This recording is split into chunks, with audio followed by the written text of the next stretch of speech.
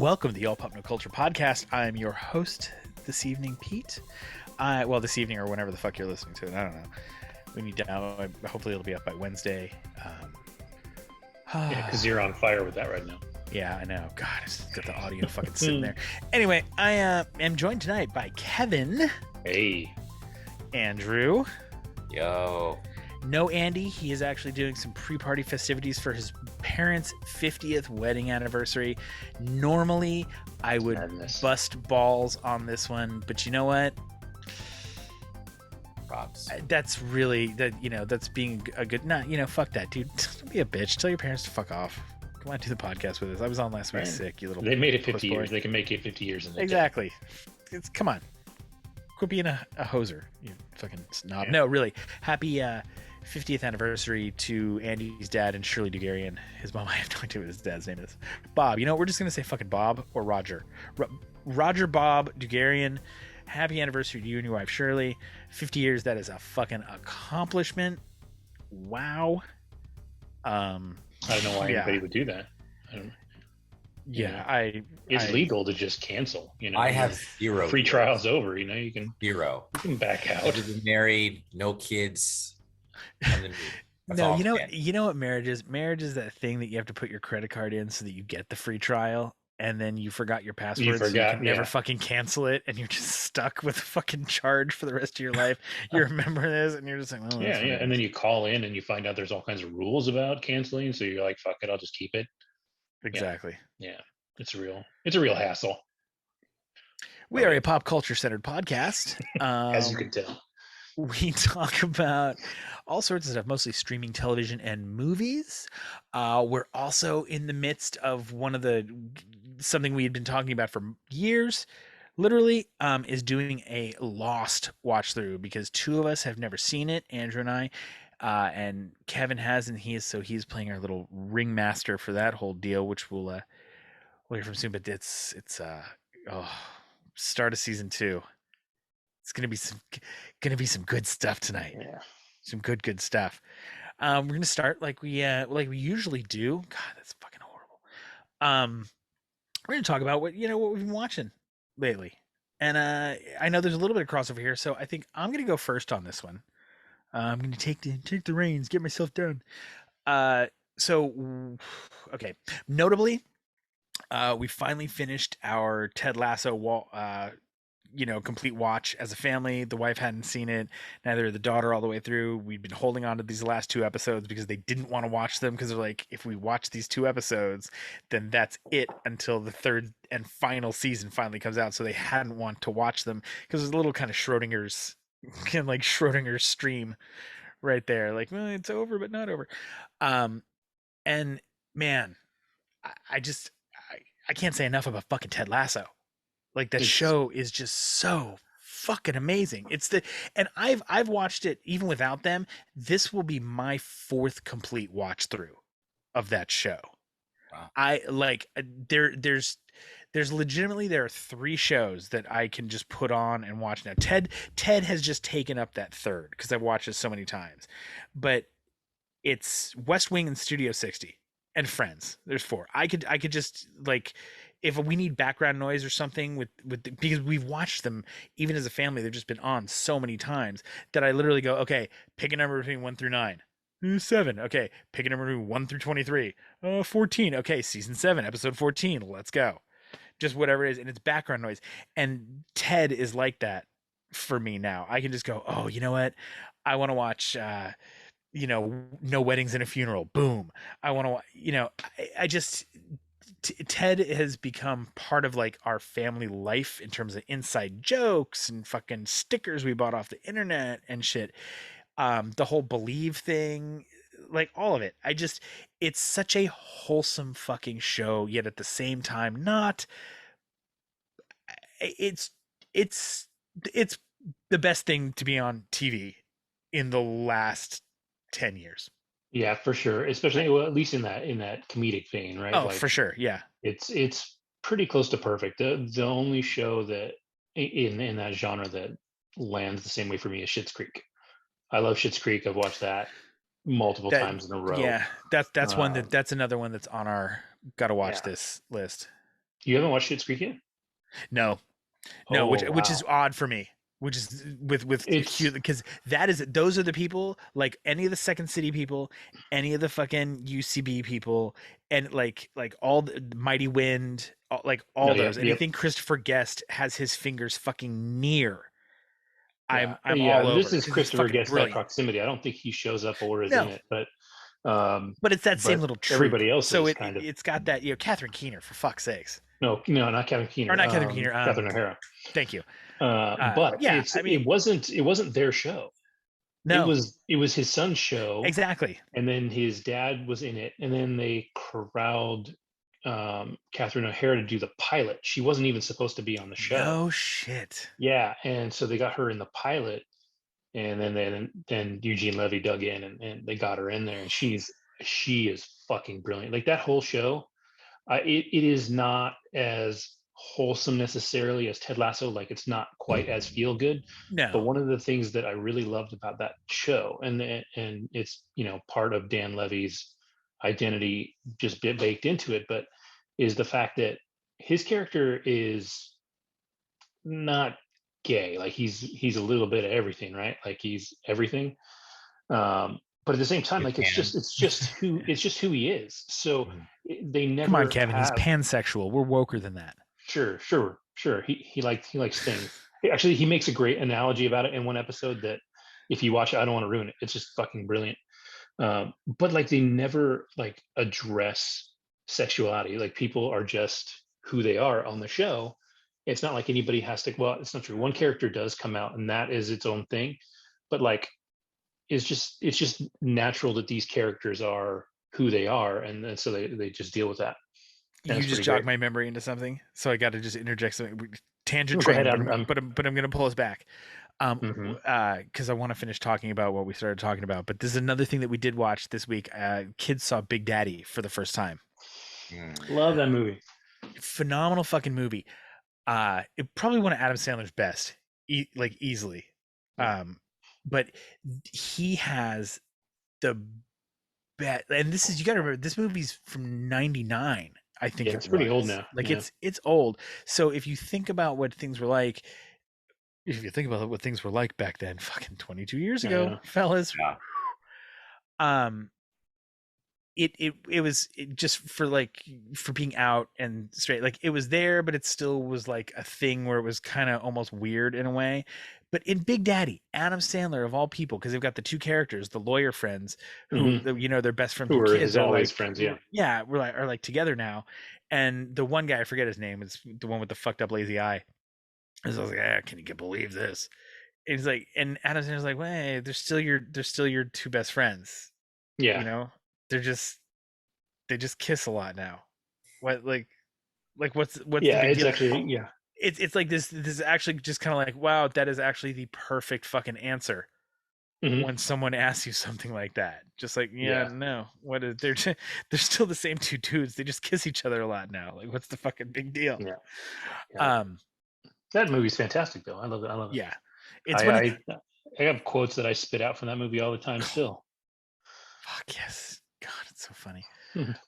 It's one of the tough ones. Adam Sandler, I love him to death in so many things. Even some of the crap stuff, like the stuff that people think is crap that he's done recently. Like, you know what?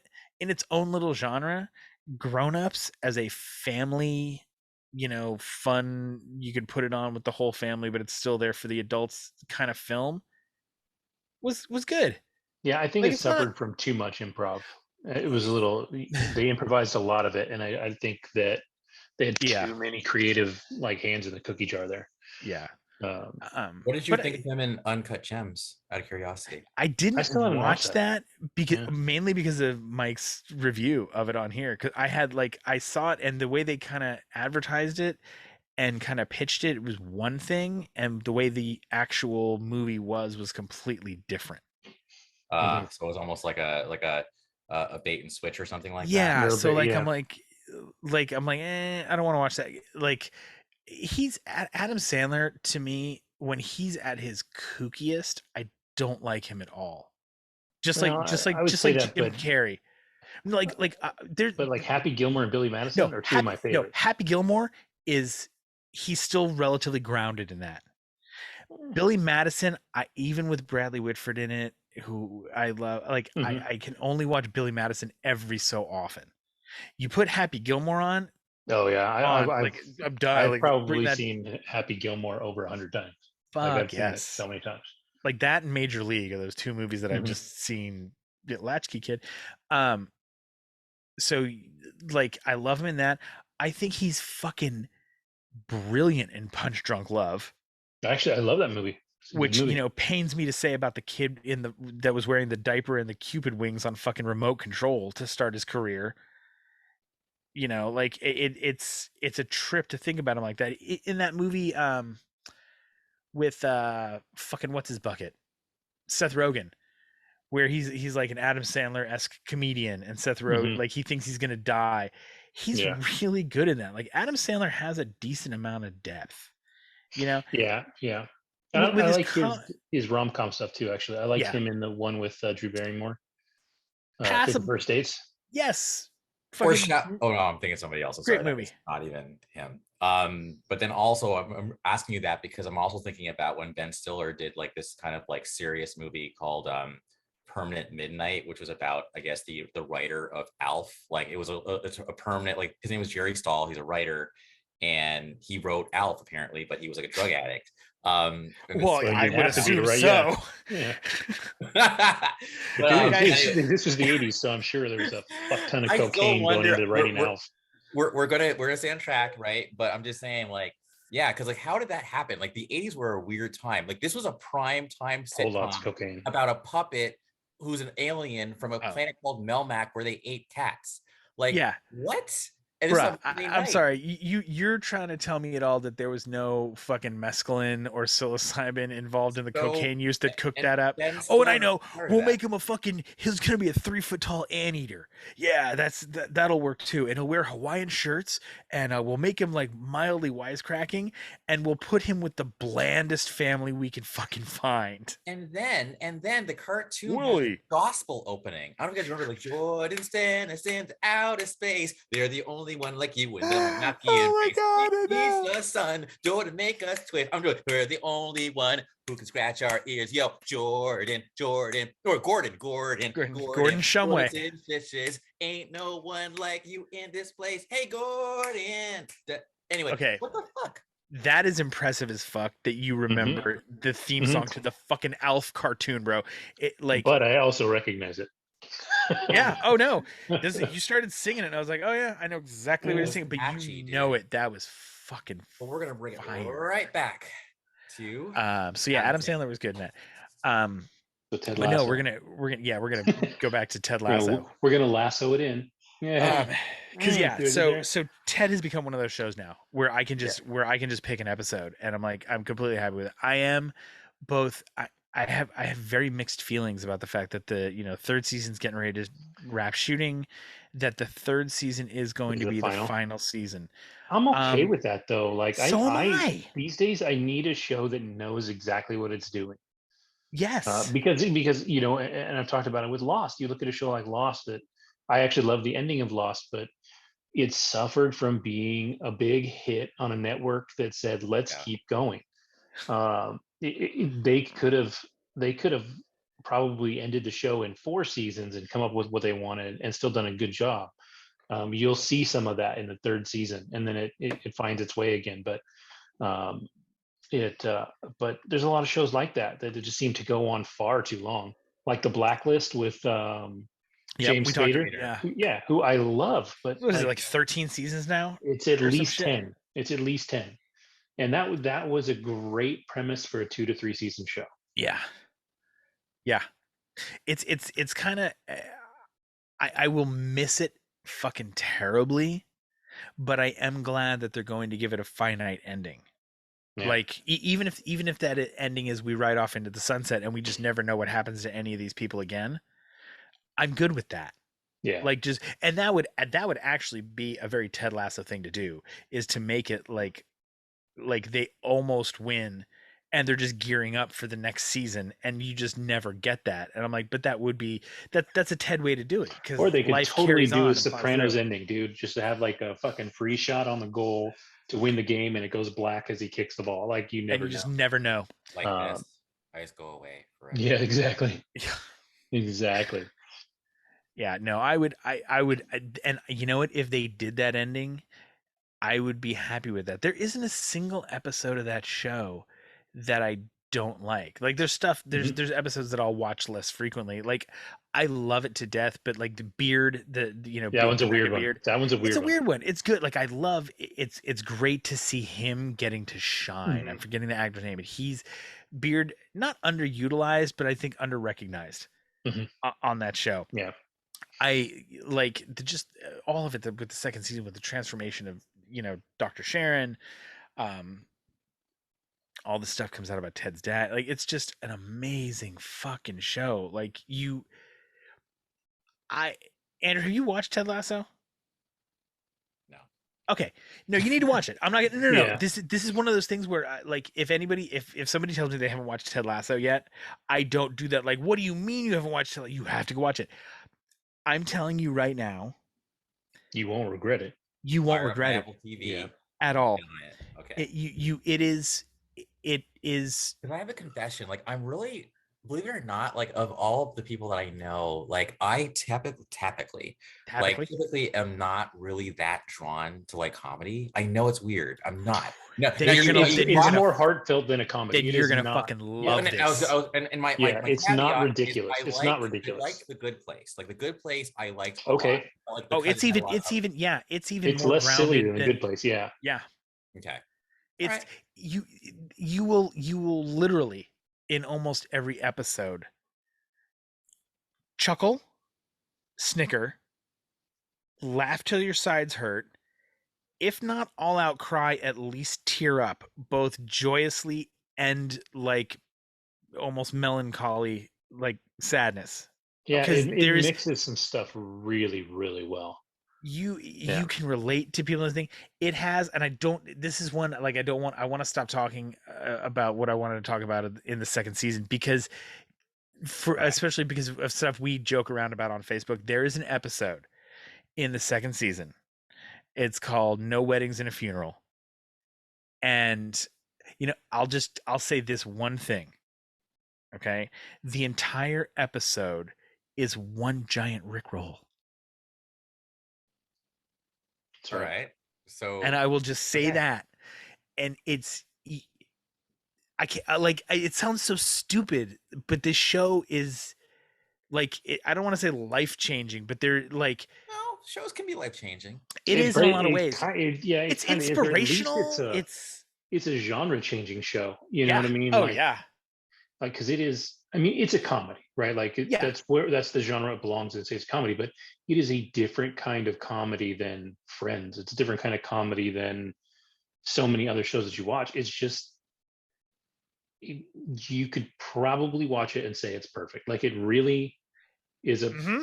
almost flawless show. And it is it is in this weird way, and I think this is why it works so well. It's clearly a British TV show. It takes place in England. The entire cast, except for fucking two people at any one time, are British.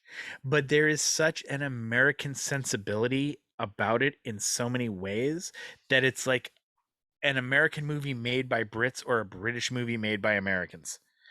It like Is it a half hour or like 22 minutes or Mhm. whatever? But usually, Excellent. yeah, Good. I like it's that. usually a half hour. I think there's a few episodes later into the seasons that run a little long. Sure. But generally speaking, I are think they they're only half hour? yeah. I don't I'll know. double check, but I think they are. It's just it is a phenomenal fucking show. I feel like they're 45 minutes.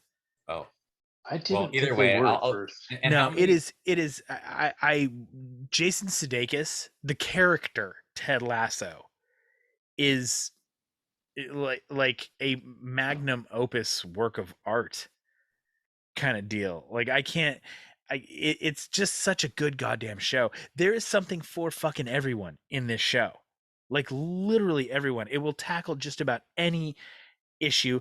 I will say sometimes if you're not good with British accents, even though none of them are Oh no! super First of super all, thick. yeah, I love fucking Black Mirror, so I'm all Okay, about British yeah, accent. just hit you. I always like for the kids in the family. I'm always like, okay, we'll leave the closed captions on because sometimes Mhm. when Keely talks or Jamie Tart, like It's harder when you get into like the Welsh or the Irish Oh accents because yeah. yes, those get a little thicker. But no episode in the first season is more than 34 minutes long. okay, Woo! yeah. Oh no, you'll Uh, burn through it, dude. And I'm telling you, mhm. I If you start you watching it on a day that you're free, you'll watch the whole thing. yeah, Like it's I guarantee because it. it's what it's 12 and then 10 10 to to 12 and then episodes. 12. I just Yeah. yeah, looked. it's 10 12. It's And 22. So yeah. but again, my attention span sucks, dude. So even like Oh my no. my my no, my record though, even for again, I keep the last comedy I watched like seriously was again The Good Place. I might do like 4 episodes, but that's a marathon for me. I can't do a whole show in like one sitting. But So And that's fine. I mean, you're not going to hurt because of it. yeah, so I said 2 days. I had heard of just like myth. This was just like Mythic Quest for me for the most part. I had heard about Ted Lasso. People kept talking about it. I didn't. I didn't watch Ted Lasso until it was 6 episodes into the first season. I think it's still pretty early. And Oh no, it also, is. But when you burn through, but so oh, then you're it came. already It caught came up. out. It came out on a Wednesday. Yeah. Hmm. I was off on a Sunday. I watched them all on that Sunday. I watched them all again on Monday night when I got home from work. It was only 3 hours. I watched them again on Tuesday. I enjoyed the show so much. I just kept watching it until the new episode came out. Like At it, this it point, just, I would be a stubborn, arrogant fool to at least not watch one episode. You sold the shit out of it. So yeah. Yeah, no. I'm Once you start, I pretty much really don't guaranteed. believe you'll stop. Like Okay. I don't mean you'll watch all 12 episodes in a Yeah. row, but Yeah. I think once you That start it, was you'll me a need to little get to the weirdly end of it. obsessive. No, I But get it. but I I'm would obsessive. if I had a Yeah. free day and nothing to do, and I started that show from the beginning, I would watch it all the way through. I Oh, want to it's say for the so record, my very first time being on APNC, Ted Lasso was discussed. It was the very first one. So I think this is all very full circle. good. So I'm definitely going to watch it because I remember like I'd never heard of Ted Lasso and you guys talked about it extensively. Oh. So Oh yeah, It's no, yes. yeah. this is every time we fucking bring up this show, this is what this turns into for me because I just can't like I want to like preach the gospel of Ted. Like I just I get can't. it. But he's also that character. Like the Yeah. character is like the most wholesome dude I've ever seen on television. Like he's so great. You want him at like this sounds so stupid, but you want Ted to get annoying to you at some point because of how he is, but it doesn't. Yeah. Like I keep like you watch the first episode and you're kind of like, ooh, for a second as you're listening to him, and then you're like, no, but it's not. Like it still works, and that's the Especially magic of fucking Jason Sudeikis.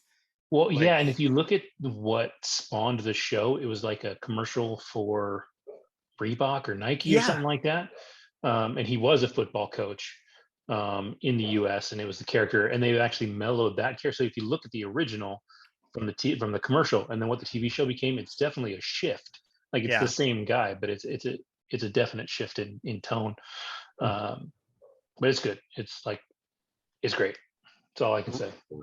Roy Kent is also one of the best characters on TV in the last 20 years. I love Easily. that is not the actor at all. I love he's great on if you have you ever seen the episode that he was on the Graham Norton show? No, His Graham Norton episode is fucking hilarious. like Brett he doesn't Goldstein. sound the same. Doesn't like. Nope. You should like Brett. So watch however much Ted you want to watch, and then just Google Brett Goldstein and just watch a few minutes of his stand up. And Mhm. it's you'll hear his voice in Roy, Sure. but Roy is so Not like it. No, But like they are even like so the intonation, like yeah. everything, like he is a different person. The way he looks, like it sounds really goofy. It is almost like one of those like multiple personality disorder things. I don't know if you've ever watched a video of that, where like you see, like you hear, oh, multiple personality disorder, and then you watch someone who actually Like has it. shift between, yeah. Man, Yeah, I just gotta chill. and alter clicks in, and you see the change in the person. It's like, Whoa. Whoa, that's fucking wacky. Well, Split has put the fear of God into me as far as I don't want to ever meet someone with multiple personality, because that movie, like, yo, that guy was, I mean, yeah, Ted McAvoy again, or not Ted McAvoy, James Yeah. McAvoy played the Jimmy. shit out of that I like character. that So you use anyway, all the Scottish names all at once just to get the. You're like, I know it's McAvoy, so um uh, it's funny you say about that, because that always makes me fucking think of whenever anybody talks about movies with multiple personality disorder in it and stuff like that. The first time I remember seeing Ed Norton on oh, screen Fight Club, with yo. no Ed oh, Norton with Richard Gere in oh yeah, yeah, yeah. what the fuck Oh, is the name of that movie? Because it was on the tip of my tongue it's and it not just left my brain Witness. because I wanted It's to talk about it. Presumed Innocent? No, there you it's go. No, I think that's it, isn't it? no, Presumed Innocent's another one, but it's not. It's Primal not the. Fear. Yes, I just hold googled it. on. So yeah. I think that yeah, Oh, no, Primal I Fear. think it's Yeah, yeah. no, it's probably Primal Fear. So man, and it's a 30-year-old movie now, so spoilers, fuck you.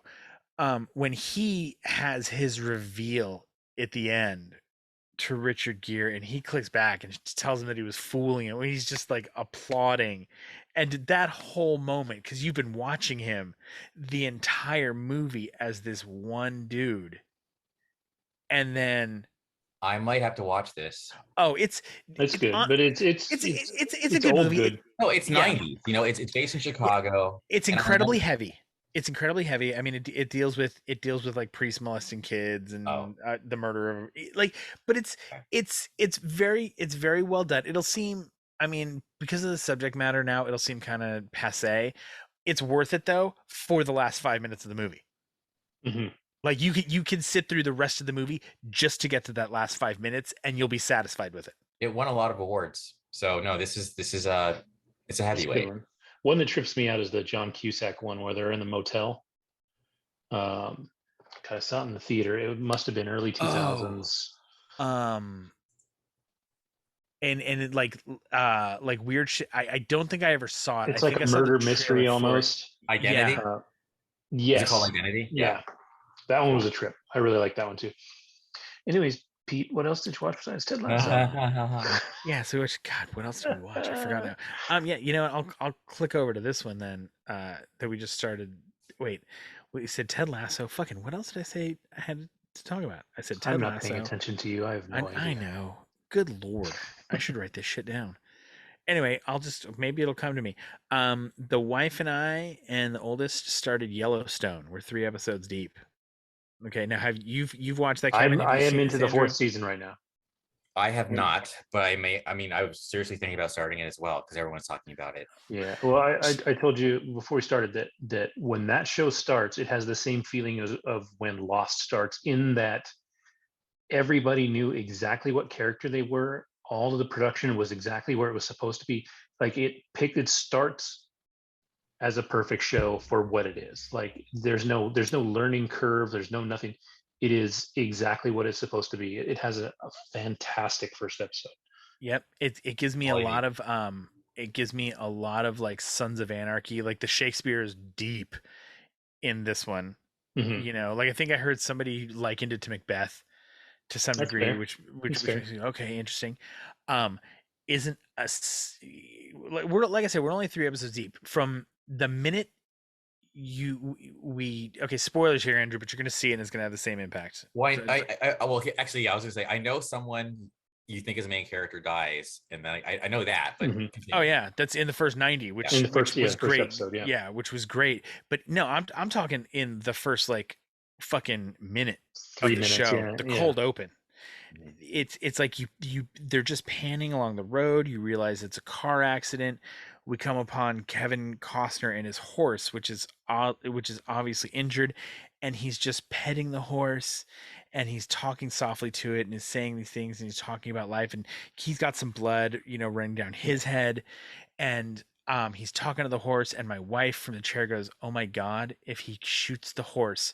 And right then he shoots the fucking horse. We joke with my daughter because we see she's a cool kid, but like stuff like watching sex scenes and nudity on TV with your parents, especially when you've got a Hmm. dad who Weird. likes to be a fucking prick, like is not the most comfortable thing all the time. So like we joke that like if she if it gets uncomfortable, she can like wave her hand, be like, okay, no, we're good. Like we've laughed about that. And so they're both doing that when the horse gets shot in the head, and I put my phone down. I was like, I'm fucking hooked. Let's go. I'm like, that Yeah, was but the shit. The way well, they yeah, did because that. it was like real. Like that's the Yeah. thing. Like it wasn't some like asshole move. Like No. he loves this animal. It's Get out of the and misery. it's more than love. It's business, right? That's the other thing too. Is Yes. he is a horse farmer, and or a horse Cattle rancher, rancher and and horse. Yeah. and so him doing this hurts him. Like it's not, Yeah. this is his money that he's putting down too, but it's not just a well, this is fucked, I'm gonna shoot it. Like it's a hard decision for him to make, and he's kind to it in the process. And so it's really, but it's funny because we didn't have a problem watching it. We were the same way. We're like, okay, that sucks, but it is what it is. Yeah. This kind of happens and you're like, oh fuck. But I told my mom to watch it, and I totally did not even think about the fact that, like, in her second stint of life, right? Like her post kind of retirement thing, she went and took equine science classes, and she's volunteered at horse farms and stuff. And like she texted me after she was like, "Why the fuck would you tell me to watch that?" I was like, The "Oh horse man, I gets the didn't fucking top of its like head in the blown if out it's the in the first first thing." 30 Yeah, seconds. yeah. I was like, "Great." I just told my mom to watch a show where people are fucking murdering horses. I was like, "Oops." Um, Oh, but it is an absolutely like brilliant show. Every single yeah. actor is Yeah, I haven't heard fucking bad things about amazing. it. Oh, it's Amazing. I usually I'm not the biggest Wes Bentley fan. I find him kind of like plotting and But annoying. he's such a little kind of wiener in this show that he's fun. He He plays is, that but it he plays that works. guy. All Mhm. And right. First, keep going. I Keep going. love that, like, and the fucking sister. Oh, dude, there's some shit coming. But Beth Dutton, she is a piece of work, but she is probably like she's a fantastic character, and that girl Oh yeah. plays her so well. I would never want to spend any time with her in real life. Like Oh that no. character would murder your face, but she is an amazing character, like Yes. brilliant And and so fucking deep. I love like like I love the way Wes Bentley's playing it. Again, I'm only like I think 3 or Yeah. 4 episodes in now at this point. So I know like just the whole thing that happened with her mom. Okay, like how her mom died, and Gretchen Mol, who I love. Hmm. Oh my God, you instantly hate the mother. Yeah.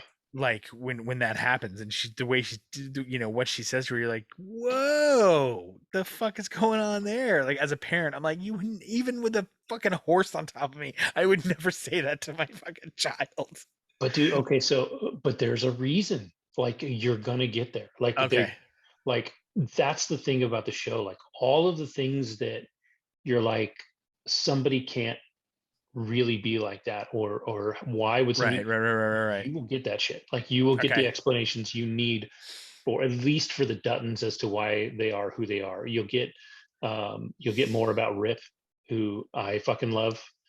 Um, you'll get a little bit about Lloyd, who's the older like ranch hand, kind of the The one banging the sister, or no wait, no the no one no that took off no his shirt with. Rip is the one that's trying to bang the sister in the first episode. Okay, yeah. Lloyd is the oldest guy. He's got like white hair and they The look guy, kind of he's the one that like Sam when Elliott the looking. yeah, but Yeah.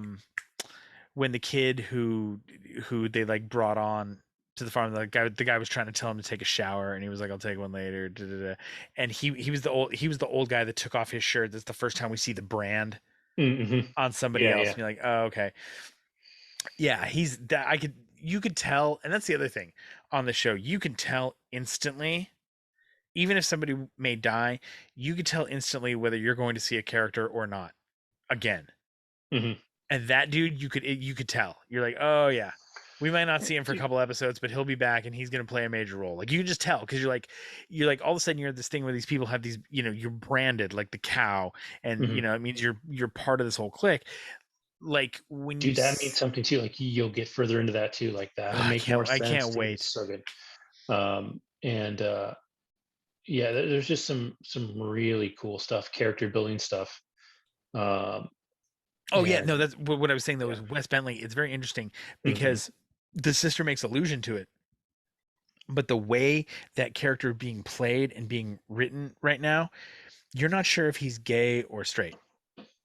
Because like there have been a couple intimations, and it's not just like that brotherly sisterly. I'm calling you a homo kind of bullshit that brothers and sisters, or siblings kind of do. Yeah, Like there, I'm like you. It's not clear, and I think the way he's playing it is really cool to me yeah. because you're not getting a hint I either way. honestly think I think they wrestled with that when the show started. I think they may have actually been wondering which way they were going to go with that, because it settles in, and there's definitely there's an answer to that Okay. pretty early on. Um, but I at the same time I think there may have been a moment when they thought about going, one way or the other. All right. Um, the What's interesting is you get into the third season, and the actual creator of the show, he's like a horse trainer, so he shows up a few times, and he is like the ranchiest, cowboyest looking motherfucker you've ever seen. Like Nice. he looks like he was born on the rodeo circuit and lived there his entire life.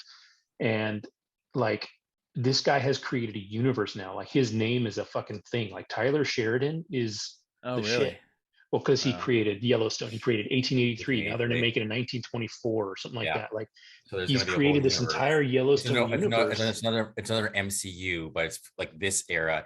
And cool. actually, that's where I was going to go with this. I think casting is so important. I think one of the reasons Hmm. why Marvel Uh, Studios is working so well is because they take casting very seriously. Yes. And so when I look at the fact that they chose to anchor this off of Kevin Costner, that alone to me says they weren't fucking around. Hmm. I don't know Wes Bentley. I couldn't like pull up his name just automatically, but Hunger I Games. remember him. yeah. Thank you. I remember him from Seneca Crane's like Yep. guy and the Hunger Games. He was an evil motherfucker. He's a sly, evil motherfucker. So when you mentioned his name, now I wanted to go into the next person. Okay. So I have always known who Cole Hauser was, period. Okay. I've always known. Now he's a shit. Everybody knows who he is. Apparently he's Rip. Rip's a big deal in this show. But Cole Hauser, the reason why I know who he is he was the lead skinhead in John Singleton's third film, Higher Learning. And I felt like he played that role so well. He had this like, Remy, like, because Remy was fucking Michael Rappaport, right? He's like, and Michael Rappaport loses weight. He's a skinny guy. The irony is Michael Rappaport is fucking Jewish, but whatever. So he plays like a skinhead, and Cole Hauser's character doesn't die at the end. He lives, and it's almost like they set it up where there could be a sequel. But either way, Cole Hauser's the fucking man. That So movie yeah, gets slept on so hard. I absolutely love Higher the Learning. I reason love. why it was slept on is I think a lot of people, I remember even in college, people were saying, "Oh, this isn't real." Like, I think Well, Higher of course Learning, it's not fucking real. It's no, it's no, it, but I feel like a lot of like, I'll just say it. Like, I'll just say a lot of people, a lot of non-POCs felt like the movie was exaggerating. They're like, racism isn't that bad. Like, this is all oh exaggerated. yeah, Like, they felt they were triggered by it. It was like fragility wasn't a word that existed back yeah. then, but that's what it triggered for a lot of people, I think, in the 90s. Um, I see. I didn't see that. The what I did see was just the utter hyperbole of everything in the movie. Like everything that they added, all the stakes were incredibly high in every scene. Like it was all like right up there each time. Everything was on level 10. Oh Fair. yeah, like instantly from the minute. Like Oh, so God. as a white dude, We might have to talk about this movie on another podcast because there's a lot to unpack there. Keep going. as a white dude, I both hated even back then that I identified with the Rennie character before he got in with the skinheads when he had Ice Cube as a roommate and fucking Wow. Busta Rhymes was coming Yes. in and this and that. Like I get that. Not as a necessarily a black and white thing, but just as a roommate thing. It's like I'm trying to fucking study, just hold it down, dude. Like you don't have to have a party every night Right. like from that aspect of it. So I got that, and then it veers off, and you've got Christy Swanson in this fucking movie. All right. First of all, that whole thing, I'm sorry. I mean, okay, yeah, it's a dangerous topic, I think. But I do think the way Chrissy Swanson kind of went with Jennifer, what's her name? Uh, Oh, or dark-haired woman. You know what I'm talking about, right? yeah, Jennifer Anyway, Esposito. No, no, hold on. Now I'm I so know. so. Okay, think was it Labyrinth? Yeah, the star of Labyrinth. Kevin, help us. Oh, Jennifer Connelly. Kevin Connelly. Yeah. Jennifer Connelly, whatever, Connelly. Yeah. Anyway, so yeah, Chrissy Swanson's thing, like, yeah, it's a thing. Like, I think that happened. Like, unfortunately, a bad thing happened, and then she decided, like, I'm gonna go there. Well, to flip also what I said before though, and this is where I was going with it. Like I kind of empathize or got both sides of that I mean, because at the same time I got Remy and where he was coming from with that in that Yeah. portion of it. But I also looked like Cube and everybody else, and I was like, "Bitch, shut up! We're just having a party. Fucking close your door. Go study. It's not that loud. just Like, go to the library, whatever. yeah. I was very much. It was hard for me because I forget the. I mean, obviously, once the Nazis get involved, Remy was it's looking for belonging, and he was Yes. just this very insecure, and we're totally off topic, but like Remy is totally insecure, and Cole Hauser in his charismatic, and then Latimer from that Latimer was the same big the guy. program. The And program. you call him, and you Latimer's call them also a Latimer. big- Yeah, Latimer shows up with Cole Hauser. They recruit Remy. Remy's dumbass just pulls a Kent State or whatever. Like he just goes to a tower, starts shooting people. But anyway, this is about Cole Hauser. So Cole Hauser's been around for a long time, but now he's blowing up.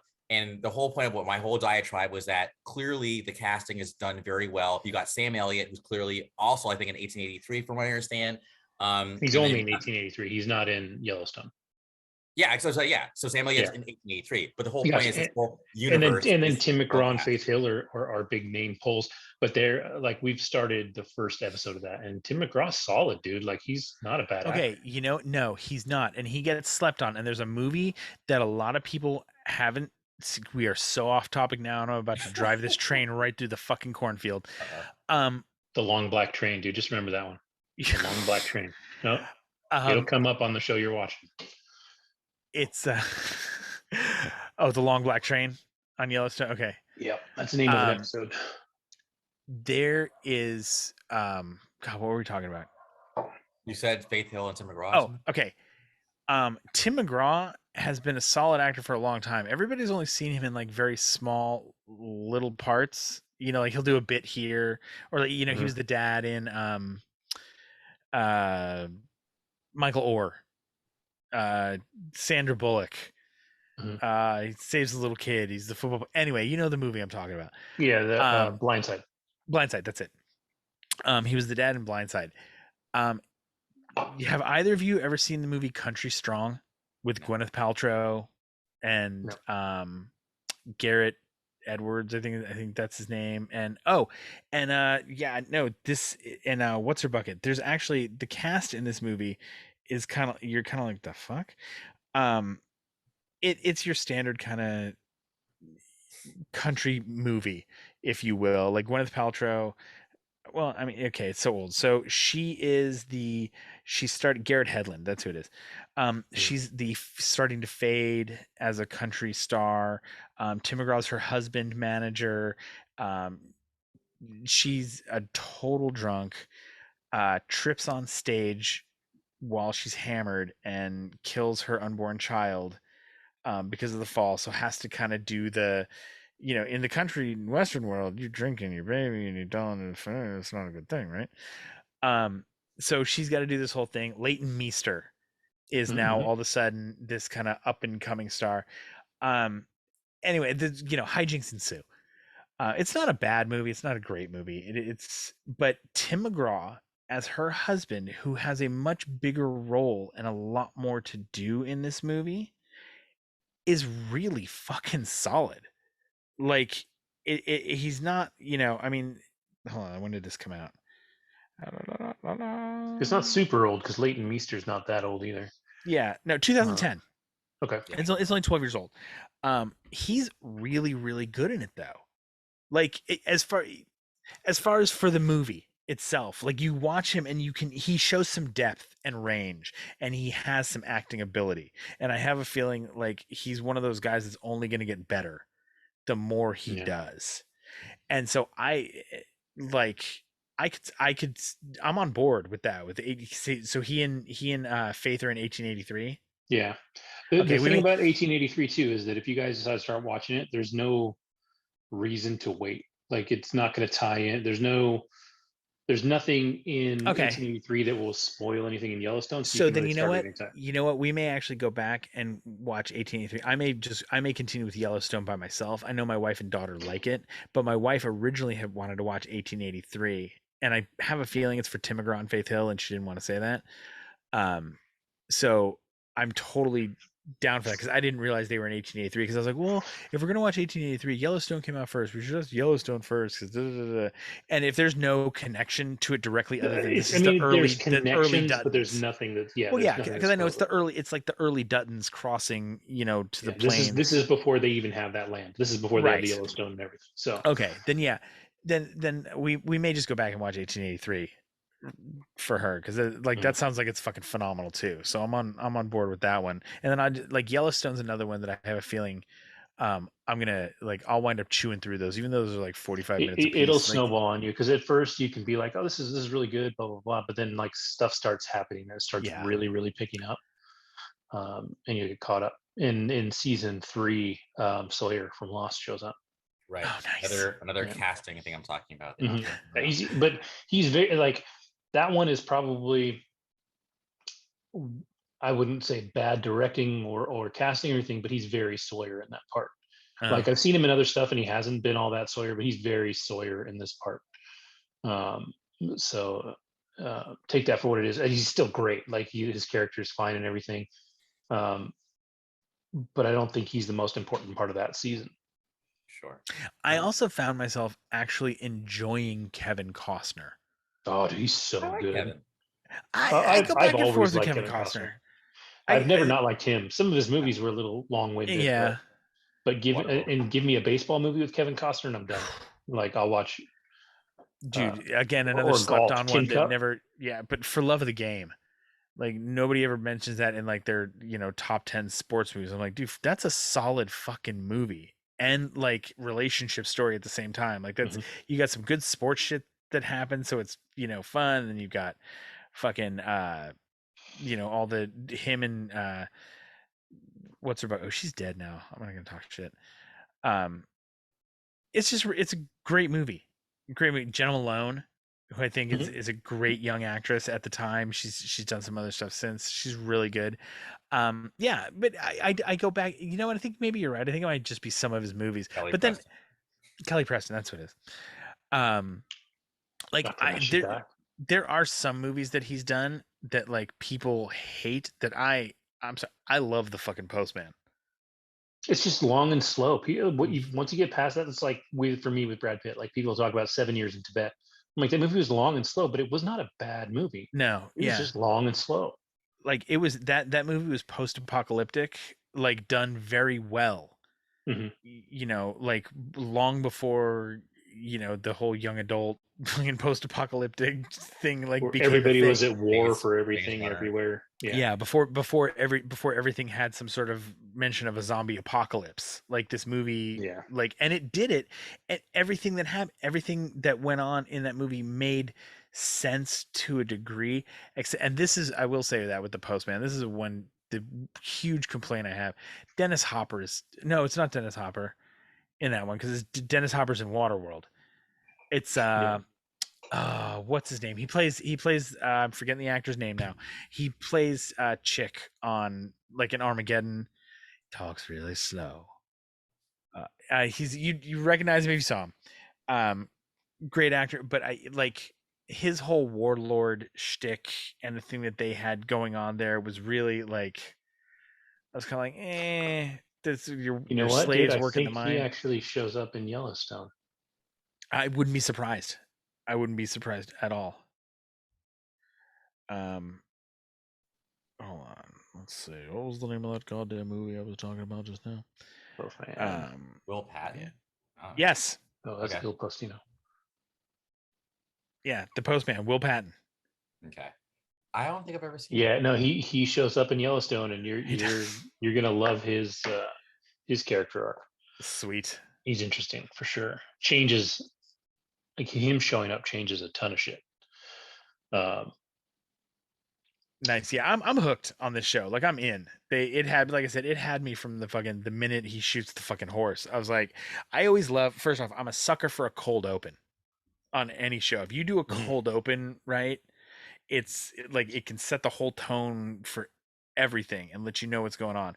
And for a series premiere to open up with that, Yeah, it knew what it was doing. like it's like boom, like Well, and there's what's no. interesting is that we're watching it. Like, I mean, I know I'm further than you, but I only picked it up like a month or two ago. Oh yeah, So we're watching it after we know that it's a great show. So yeah, that's kind of unfair. Like, there are people that watched that right away and then said, "This, I'm going to keep watching. Like, this show's good." Like, so that's interesting too. Like, you can have a show that starts off and maybe the beginning of it isn't great, but you know it's a great show yeah, because you've heard that and you would keep watching. But this show is just great from the beginning, without yeah. question. No, it's you hit it on the head when you said much like Lost, every single character knows who they are from the beginning. Even though obviously you're gonna have character development and growth, blah blah blah. Hmm. Like everyone, like everyone is a completely fully fleshed out character from Exactly, the jump off. exactly.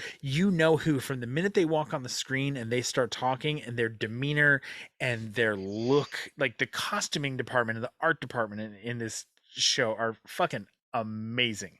Because they like what's his name, the dude that's banging the sister, um Rip. Rip. Okay. Oh yeah, no, Cole Hauser.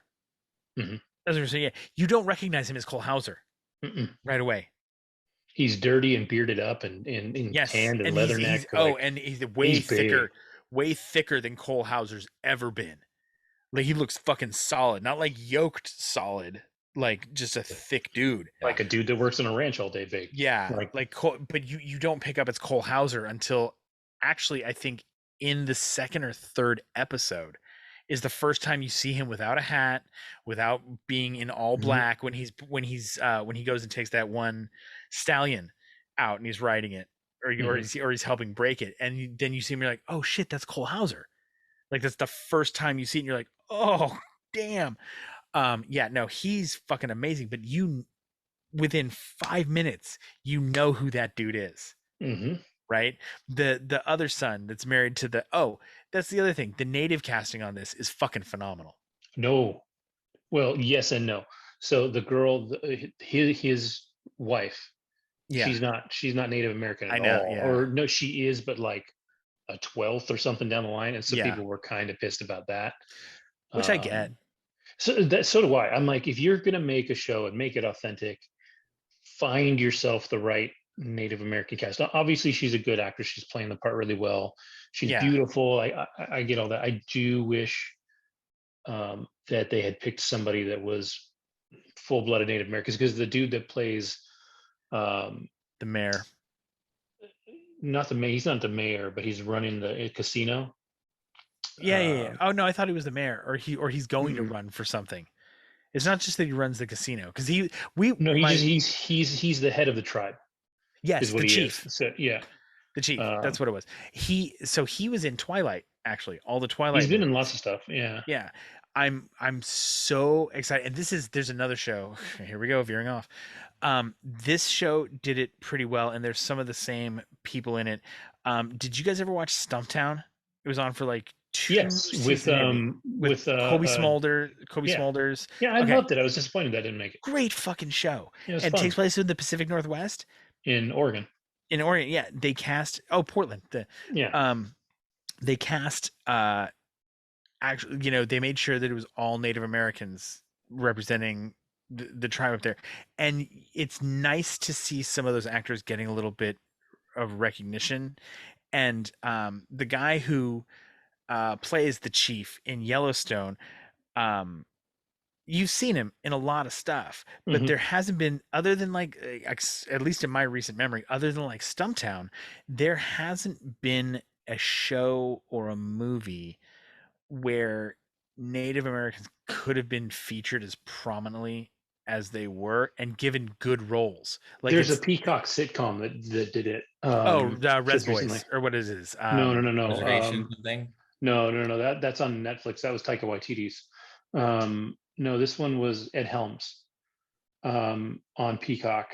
Um, it got like 2 or 3 seasons, Huh. but it's basically like it's a small town. he might be the mayor of a small Rutherford town. Falls. Is it Was it? Rutherford Falls? Yes, Rutherford yes, Falls. yes, yes. And so it's like Oh, okay. Yeah, kind yeah, of yeah, butting up yeah. against the Native American community, but like a girl that works for him is obviously full-blooded Native American. She works at the reservation, but she works with him. Like that, they did some great job casting there too. It's just that's just the one unfortunate casting in Yellowstone because she's so prominent. Yeah. It's like they said, oh, we need this one girl to be this, and we'll make the sacrifice there because everybody else that plays a Native American on the show is clearly Native American. Oh yeah. And It's just her. I love and it's again, and yeah, that does kind of suck, but I love that there are more than side character roles for these very specific people. Oh, and that dude, the dude that plays the chief, he is no small part. Like Yeah. Oh no, he is a you can main tell that's yeah. antagonist in that first season for sure. Oh yeah. Um, and he's great. He's so good. He's one of those guys that you're like you see an actor like that and you're like, fuck, I wish that Hollywood and casting wasn't the way it was, because I could see you doing a lot of other stuff that doesn't have to be like ethnically specific, if you Mhm. will, that it's like you're probably not even being seen for these fucking roles because you're the fucking Native American chief dude. You know, like Yeah. that's where I would I would you're love to see him pigeonholed and in stuff like that, some because like he's a sci-fi and phenomenal stuff, fucking right? Yeah. actor. Yeah, Yeah. like he's Like just a great ass actor. That it's like, fuck. Anyway, okay, so that's the end of our woke segment. yeah. Of this What have you episode. watched besides Yellowstone? And Ted Yeah, Lasso, good 85 lord. So minutes this later. Ted, Yellowstone. Oh yes. So here we go. So Andrew hasn't seen this one. Kevin and I have watched it, or maybe Andrew did, and I'm just confusing here.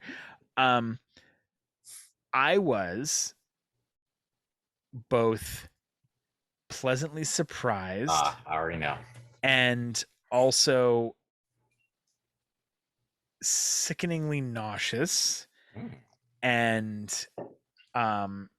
it's so stupid in so many ways. It's funny. It doesn't take itself seriously. I like it because it's stupid, but I also hate it because of how stupid it is. But there is something about the Peacemaker that made me chew through it in fucking a day and a half. Yeah. It is the dumbest shit I have ever watched. And But if you didn't like the last Suicide Squad, you will not like this fucking show at all.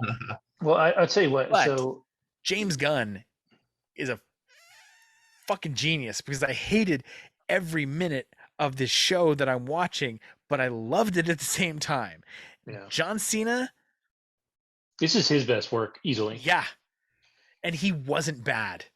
No, he's really good. I wanted to hate him. He wasn't bad. My one complaint about it is when I wasn't paying attention, he sounded too much like Seth Rogen. Completely. Like all the time, I heard Seth Rogen, and I Yes. was like, "Fuck! I really wish you were just somebody else." And I don't dislike Seth Rogen at all. Just it was such a thing. But I definitely have my complaints about the show. Oh yeah, Like, I mean, there's things but it is such a James Gunn movie, yes, but it's an older style of James Gunn movie. Yeah. Like it's like if you can see that Tim Gunn actually, for all the brilliant stuff he did in Guardians, actually doesn't belong in the MCU.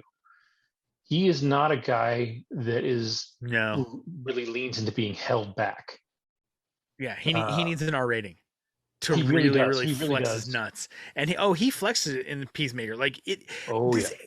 Again, I can't explain really how I feel about this show, because I want to fucking hate it, but I can't, because there's so much of it that is actually like legitimately great.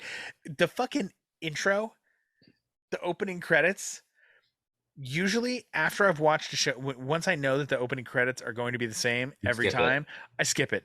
I could not skip this show. I skip it every time until credits. the finale, after I watch it the first time, because it's a lot.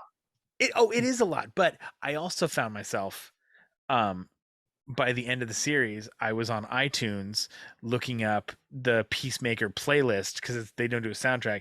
It is chock-a-block with 80s early Mhm. glam hair metal. Yeah. But they Well, and Gunn picked, is all about a soundtrack, so oh yeah, that's his thing too.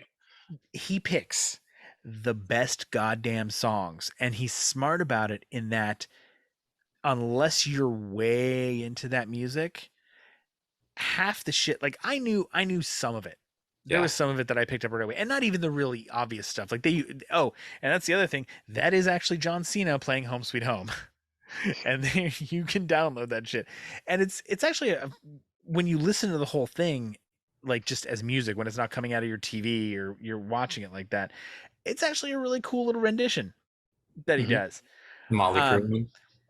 yeah, Yeah. it's on the piano like that. But the music they pick throughout, whether it's the Cinderella or the Faster Pussycat, or the, there's like there's these songs that like pop out, like that song Love Bomb is fucking Mhm. hilarious, but they're these total earworm songs. They're just fucking great. Um, but even when you don't necessarily recognize the song itself, It's just the because way there it fits into a scene it that fits into a works. scene and perfect and in completely complements the scene and plays along well. Like it is just like in Guardians when Mhm. James Gunn, like the soundtrack in that, the way he wove that music throughout with the score. And that was the other thing. The score isn't that bad for a TV show either. Yeah, Like when it's, I mean, you it's barely a TV show. I mean, it's really a. We're in an era now where TV shows like a are 10-hour movies half the movie. time. Yeah. Yeah. Um, It is. It the there's some fun twists throughout, you know, and this was the thing, and I don't know how much of it was a James Gunn thing or just how much he had to work with. And this is, I don't want to say also kind of what bugs me about James Gunn, but not, I don't know. Again, it's hard to tell. I both hated and loved the whole butterfly thing. yeah, it was definitely weird. Like I couldn't, Um, I wanted to like it, but I couldn't. But I also wanted to hate it, and I fucking couldn't. Like I can't. Like it's so hard. I enjoyed the shit out of this series, but I can't legitimately tell you how I feel about it because I both loved and hated it at the same well, time. so he's actually a big fan of the gross out. Like if you Oh watch yeah. Suicide Squad, you had Huh. Yeah. Starro or whatever the hell his name is, and all that, and he did Slither way back in the day. Like Yeah. so, he's a big fan of the gross out, and he can't do that in the MCU because that's not who they are. Although they did, bits and pieces of it in the second Guardians and in that opening scene. The one thing that early on really bothered me, and I started to get over it, but this was like it's almost like he rewrote Peter Quill, but Yeah. for more of his own sensibility. Yeah. Like because Peter Quill is definitely the Disney version, and this is like Completely full of himself, but so fucking oblivious. That's why yeah, that's why you don't hate the guy Because you know he doesn't mean it. because he's just Um, dense. yeah, Like he's just like that's like he can't see past his own fucking face to right. realize he's being a prick until hmm like his transformative moments. But even the transformative moments are fucking ridiculous. yeah, he's And got some yeah. he's surrounded by this ridiculous cast of fucking characters. Like I love Steve Agee. He's Yeah, perfect. he's great. My Like two favorite characters though were Vigilante. I don't know yes. why, dude. I fucking love that guy, and I love Eagly. Yeah. Oh, the fucking yeah, the CGI Eagly eagle sidekick is fucking is hilarious. awesome. The So eagle's fucking fucking hugging great. me. Oh my god, it's so funny. But it's when you get when the dad finally when you finally get the reveal on that and all of that comes around the end, you're just like, holy shit! Like when when you find out where Peacemaker comes from and everything else. That's the other thing also. As big a dick as he is and as oblivious as he is, as soon as you find out who his dad was and what his dad espouses, you instantly kind of go, oh, well, this is why you're fucked up. Why are you not Yeah, more fucked up? yeah. This is And as good then, as you could have turned out. and then when Like yeah, and then when you get even more of the story and the stuff with his brother, you're like, oh, dude, buddy, you're fucking like super duper damaged, bro. yeah, Like I get it now. Yeah. Like you're a bad human being on many many levels, but I see why you're broken. Like Yeah. I get this and I feel for you, because it's so the fucking dove a piece thing. Oh my god. Oh yeah. I am glad though that even though they made it a little flirty, they never had him hook up with what's her name. Well, you know that Tim Gunn couldn't let her do that. That's his wife now. And if she got a piece of John Cena, why would she ever come back to James Gunn? No shit, You right? know. No, I actually really I liked her. spent She's 5 hours on set today watching John Cena fake bang my wife. I would like a yeah, drink, please. yeah. I don't feel good anymore. Yeah, she's great, and I love the girl from Orange Is the New Black. I can't remember her Oh, name, I'm but I forgetting her love name. Yes, her. She's she is great. fucking so Yeah, funny, yeah. but Like that whole serious at the like same his time. whole He's cast of she, characters is good. and it's another one that I feel like some of these smaller projects and the way they're casting them, we're getting to see that there are people that have been cast in things in the past that you look at and go, oh, they're straight one trick ponies. Like Mhm. that's what she's gonna be. Like I know that the girl who I gotta get her name, she's been in other stuff, but everybody knows her from Orange is the New Black. And Right. she is and that's the kind of show when you get onto shows like that, those are the kind of shows that can pigeonhole you Hmm. very, very easily because it gets very hard. Like again, I'll just bring it back to fucking Oz. Danielle Brooks. Danielle Brooks, thank you. Um, Oz is get an amazing cast throughout constantly, and everybody has gone on to do other things, but you can't help but think of some of those people as the certain character from Oz, no matter what they're in, because you've seen them act out and behave in certain behaviors that, like, even like, I'm sorry, Christopher Maloney, and I've talked about how much I love my SVU on the show, but it was always hard for me on some hand to Right. watch him as the detective, knowing that he was like, what he was Chris Keller. Like it's fucking anyway, off of Oz, Danielle Brooks, yeah. She's fucking great in this. And I think she's been in some stuff, but this is a nice big part for her that I mean I already know there's already going to be a season two. Yeah, I don't know how I feel about that actually. Uh, Like it. I don't, if it didn't get a season two, it ended in a fine spot. yes.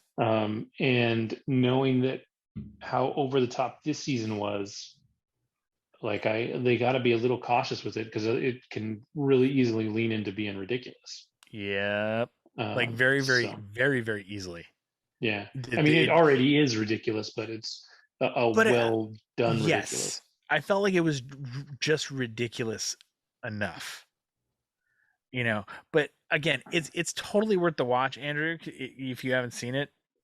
I Because if watched the you, first episode, and as I was saying earlier, my attention span's not that good. So if something's not like essential, I will drop it off. Just like I Uh, dropped off finally Raised by Wolves. Like I can't do this. Like yeah, if I'm gonna watch something and I'm gonna like give up time that I could be doing for my so packing, that I want to move.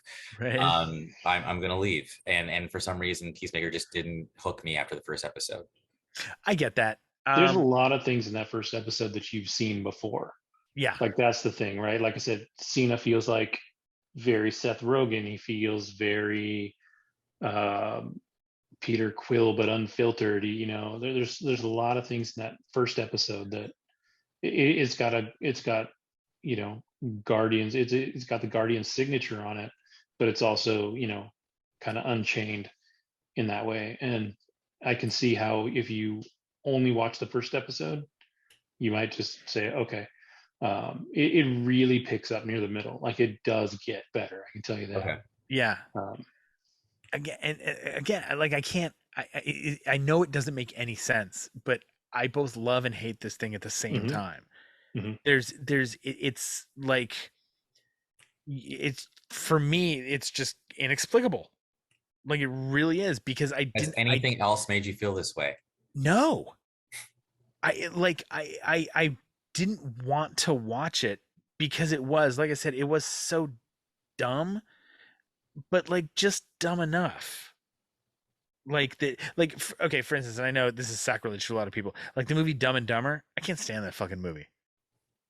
I think the two of them together, it's just annoying. Like I think I get why it was funny the first time you watch it. It's great for the time period. The humor is what it was. Doesn't do anything for me. Can't watch it again.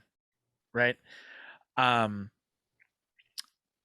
this is like I actually could go back and watch episodes of Peacemaker again. Like there's enough funny shit that happens. Mhm. There's some really cool action sequences too. And it's not just John Cena. Like the surrounding cast Yeah. around him are very sympathetic and fun. Well, just here spoilers for you. This so his dad was a White supremacist. supervillain. Yeah. Yeah. It's like, and Robert Patrick, Yeah, he's a good villain, period. oh my god. And But he's so grungy in this. Like oh he's so yeah, like he's you gross. fucking hate him. From the Yeah. minute you meet him, Yeah. you hate him. It's not like, and you know, it's not just because he's the dickhead dad. Right. Like, you know, deeper than there's that. more to this guy. Yeah. Like, you can just fucking tell. And the neighbor is fucking hilarious. John Cena's so rude to the fucking neighbor. Well, just fuck off. It's honestly, I think it is worth it. I really do. If you, it does, Kevin's right. It does pick back up. Does it add anything to the DCEU? No. Not its own in thing. not in the way that A Marvel show. Marvel does. You know, the JLA thing at the end is kind of funny because that is literally a fucking callback to, like, I want to say the first episode of the show. Mhm. Like they have because they have a conversation about, or like, oh no, it's when they figure out like this plot, when they figure out Yeah. Like, what's can't you going call on. in, It's like yeah. midway through. It's like, can't you guys call in Superman or something like that? Like, no, they don't handle shit like this. And then they show up at the end, and you are kind of like, oh, okay, that's a fucking 5-episode callback that you just did. That was a great joke at the end of this. Yeah. And Jason Momoa even has, I forgot what he says. Him but and he has- him and Ezra Miller, who is ruined himself. He ruined Um, himself completely. Yeah, dude. I don't what did he do? I didn't. I like. He got I into saw a that. fight, I think, right? He got into Or- a bar fight and said some shit that he probably shouldn't have said. Yeah. And he's now, already been in altercations before, like already Yeah. since his first one. yeah. And so Well, now DC's like, oh, well, we can't have him. And I'm like, why not? If your brand is edgy, You know, you actually, might as well no. have You him. know what? You know when to see what happens with him and how big a drag he's going to wind up being, and if it'll be worth it, because he is a major figure in the upcoming Harry Potter Wizarding World movie. I heard Silence. that's the The last Fantastic Beasts. Yeah. Dude, that got fucking railed. Did Like, it? I think IGN gave it a 3. Ooh, shit. That's a bummer because I'm like, Yeah. I'm looking forward to that because I really enjoyed like the entire Harry Potter world. I've always liked that. Mhm, And I thought the first one was actually fun and really well done. I didn't mind the autistic wizard. Like, it was like, all right, cool. This is Yeah. fun. It's a cool character. I like what Eddie Redmayne's doing with this. It's neat. But like I know it wasn't for everybody because Harry, I mean, it was tough for, like, I don't want to say because there's so many goddamn Harry Potter fans. Like, not that it was like for hardcore Harry Potter fans, but I think if you liked, like, there's a lot of people that like Harry Potter and the stories and the plots and all the themes and everything that goes with it, but in a greater universe, it's not really for them Mhm. in some ways, if that makes any sense. So I get why like a lot of people didn't touch with this. I thought the first one was incredibly well done. I think it's neat. I love how they're turning it, like, they, in the first movie you don't realize it's exactly what they're doing because you think, oh look, they've captured him again. This is how Grindelwald got captured. Like, they've turned it into this story of Dumbledore and Grindelwald. Like, even though like they've, you've added Jude Law in this one, and that's a bummer to me that got slammed because I was really looking forward to that. That sucks. Yeah. Actually. And the other thing that good or bad, it doesn't really matter, but Um, they officially canonically make Dumbledore gay in this third one, which has already been hinted at in the books anyways. It's Yeah. like not necessarily a big thing, but it's like official now. I'm very curious to see how they handle it, because if they, I mean, I don't know. I go like a couple of different ways with it. Like I either want to see them blow it up in like a big gay wizard, like he has this like amazing kiss while the maelstrom of fire is swirling about him and someone else, or it's just a very innocent, Yeah. Yeah. like matter of fact kind of thing. Like I Mhm. don't like I either want I don't want it to be like a running current. Just okay, yes, this is how it is. He's Dumbledore is gay. Boom. Look in grand fashion, or oh, Dumbledore's gay. Okay, and move on. Cool. It's a great little bit. Let's see. This was okay. So it's got So it's got a Metascore, at least according to IMDb, 49. It's got let's see. Uh, uh April 8th, significant improvement. Yeah, it's they're all over the place from what I'm seeing. Like Secrets of This Is Really Bad by Mindless Movie Massacre. I'm not putting this. Bad dialogue mixed with an even worse cast than this movie is for you. I had no clue Johnny Depp wasn't coming back. Um, yeah, I don't know. That sucked that it's getting that it is getting panned. I'm still gonna wind up seeing it in the theater because it's just we've seen the other two in the theater, so fuck it. We're gonna go see this one in the theater too. Um, but that's a bummer if this sucks. All right. Yeah. Well. So anyway, that's what I've been watching. Fucking 2 hours later, Jesus. Mhm. Uh, does anybody else have anything they were I watching, or can do you go guys real just want quick to go since into Lost? since I did Peacemaker, that's one of the ones I was watching already. Um, the only other thing that I watched, I did talk about it, I think, last week for a minute, but I finished Severance Yeah. on Apple TV Plus. There's a lot of people that kind of explain it as like Lost meets The Office. Like it's a really interesting show because it's definitely not a comedy. Oh, yeah. Okay. But Yeah, yeah, so it's you yeah, got Adam Scott, um, John Turturro, Chris yeah. Walken's in it, Patty Arquette, Patricia Arquette's in it. Um, Yeah. I love that you just called her Patty. well, you know why? Because that's her Twitter handle. Oh, Um, nice. and but dude, it is so good. So the plot of the show is effectively that some people have decided that their lives would be better if they didn't have to think about work. So what they do is they separate. Um, when they walk into work, it triggers this little thing that they have put into their brain, so that their work personality does all the work, and when they leave, they don't think about it. So they're never bringing work home with them. And what it creates is two different worlds for these people, where there's a work version of them that is doing all of the work, living in the office effectively, right? Like they never actually leave the office. They don't have a life outside the office at all. And so in their consciousness, 5 o'clock comes and then it's 8 o'clock the next morning, just like that, right? It's 5 o'clock on Friday and then boom, it's 8 o'clock on Monday. Um, and they go through this. So they have their life in there and they don't know anything about the outside world. They don't know if they're married. They don't know if they have kids. They don't know anything. Um, and so it starts to unravel that the people maybe inside aren't really very happy with this situation. They call them innies and outies, right? It's just kind of like the nicknames that have been created by people, watching this. So the innies are really starting to resent the people on the outside for having a life and having control because they can't ever leave. Period. Like it's just they can't.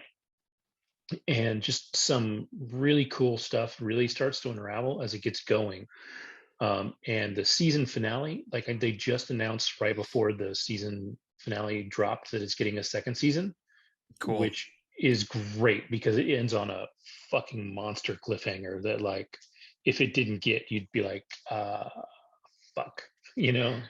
So you know what? Not that I'm one to talk, but that was a much better explanation of what that show was than you gave me last week. Because now I'm way more like interested in it. Not just from the trailer. Like I saw the trailer and I was like, okay, this looks interesting, but it's not clear from the trailer exactly what's going on. Like you can tell there's some shit going on, and but you don't quite get it. That sounds really, really cool. And like It that is. would be like I'm just thinking about that situation now. That would be really fucked up. Like your human mind, I don't know how that could do that because the innies are upset with the outies, but it's the same person. But they're not. That's the But other they're thing not too. Is exactly. that That's yeah? well, Is that but the they're innies just want to go and be outies, but it's even though it's a different person, it's the same person because the innie wouldn't be the. I'm hurting my head even just thinking about it. yeah. It's cool. Reminds Like, me of Total and Recall. It's a great. yeah, It's a neat concept. It's a very it neat concept. it Like is a very very intelligent concept, and it's cool because it's directed by Ben Stiller. Like he helped, nice. create it all. Adam Scott is great as as the kind of main character that we're following. Um, John Turturro is always John Turturro. Chris Walken is always Chris Walken. Like they're great. Patricia Arquette's great. There's a couple of actors that I'm less familiar with that are in there, but they are all awesome. Like everybody does a great job, and the season, like the entire final episode, is so good. Like it's awesome. It's if I can blow Tim Cook for just a minute here. Um Apple TV or Apple TV Plus is really impressing me with everything that I've watched. There's a lot of stuff on there that I really really want to check out now that I've been back and forth with. Like I didn't necessarily I wasn't that interested in C. Yeah, I didn't You get into know, that one. like watch the morning show. It's fucking brilliant. Jesus Christ. Um There's a they're new one with like Gary Oldman. yeah, that one again, it just Hmm. looks phenomenal. I feel like though every show on Apple TV Plus would not have been made anywhere else Hmm. with the level of The of production value that they get. production Yeah. and I gotta tell I mean, without knowing the directors of some of these things and everything else, just with what I've watched, I really feel like they say, okay, what do you need to have your vision completely Yeah. formed and Realized, and yeah. shown? Because everything is so like every single fucking story is so well put together. Like I'm not a big video game person. Mythic Quest is funny as balls, but it's also in a lot of ways like Ted Lasso. There's also a lot of like heartfelt, deeper Hmm. stuff that goes on. Like I've said it before, and I said it, and I will say it again. If you ever get melancholy about the fucking the way things were during the shutdown and lockdown, Mythic Quest has the best COVID COVID. episode fucking ever. Yeah, it's good. And when man, that moment, it's I this sounds stupid. I almost feel like everyone should watch that show if you're still really kind of emotionally reeling from that because there's a lot of catharsis in there. Like the moment when he shows up at her door Hmm. is just like you're just the way they shot it and the way they let it go is just fucking heartwarming and amazing. And I'm sorry, dude, the Rube Goldberg at the end of the fucking episode is brilliant that they got that to work, no matter how they did it, whether it actually was one solid shot or if they Yeah. pieced it together. I don't give a fuck because it's so well done. Andrew, if you've never watched Mythic Quest, um, it's really good. It burns quick too. It's Yeah. about a video game company. I We've think talked there's about it only on here six before. or eight episodes a season for that one. I think it's Yeah, even they're less. short. They are like 40-minute episodes.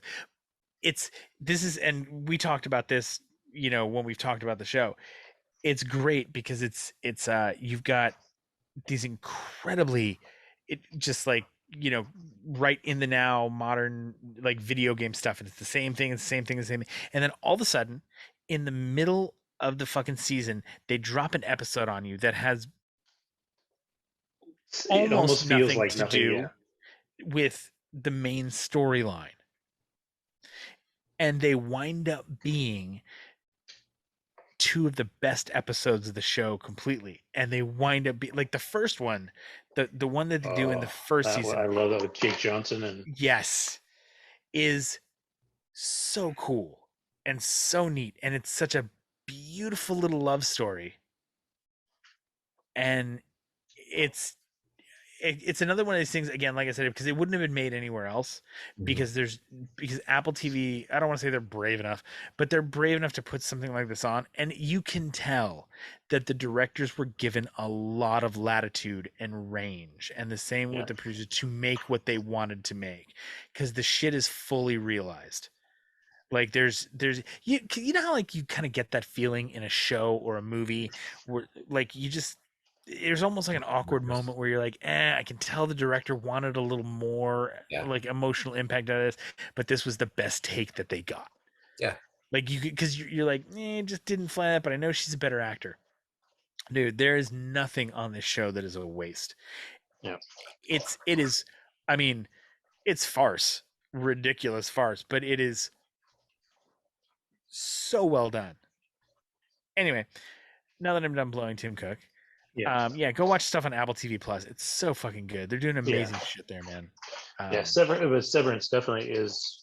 yeah, this sounds so And I fucking cool. think Andrew, I think it does lend, because you watch Devs, right? You like Devs. Correct. I did watch Chefs, yes, on Hulu. It definitely has that same kind of intelligence to it. Like it's that kind of Cerebral. deeper Yeah. story. But it's super good. Like I can't recommend it enough. Like I'm super stoked it's getting a second season. Hey, buddy, And stop drinking. Kevin's gonna have to take you out to pee later. I know he's gonna bark at me in like 10 minutes like an asshole. Um, and then the only thing I've done this week, my youngest son has waited years, and they finally put out Lego Star Wars: The Skywalker Saga. So it's all 9 movies, the Lego versions of all 9 movies, remastered, redone, put together in one Nice. giant thing. And so we've been playing that a lot, because his Star Wars is his jam. That kid knows Yes. far more about Star Wars than I do. That's And fucking I awesome. I was literally in the theater for the first Star Wars. Like Star Wars has been my entire life. This Right. kid already knows more. And there he is. Let me go let my dog out. Anyway, if you haven't noticed, we're back. I think Kevin wrapped himself up there. He's happy with what he had to say. My video will be back shortly. And Andrew, what, pray All tell, right. did you I'm going to watch? start off actually. So I want to give props to a Facebook friend of mine who I went to junior high with in Nova Scotia. Her name is Leah. Hi, Leah. Hope you're watching or listening. Is that Leah MC? Correct. I have Correct. been so close to friend requesting her because we You comment should, on each dude. other's stuff, and she seems just like a really cool bird. Anyway, continue. She's mad cool. So somehow the topic of Deep Blue Sea came up. And I was telling her how, like, the only thing I know about that film is that LL Cool J's Deepest Bluest My Head's Like a Shark's Fin came out. Like, it wasn't his biggest hit, right? Yes. But anyway, she was like saying that movie's hilarious. So I finally went back to 1999 and saw it. Basically, my takeaway from this film, this 1999 film, is that this was made to be seen in the theater.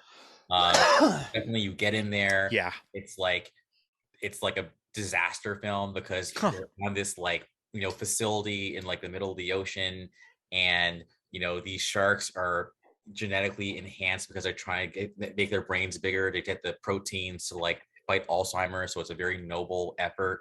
But of course, mayhem ensues, and whenever you have some sort of well-intentioned scientist to do something, things go bad.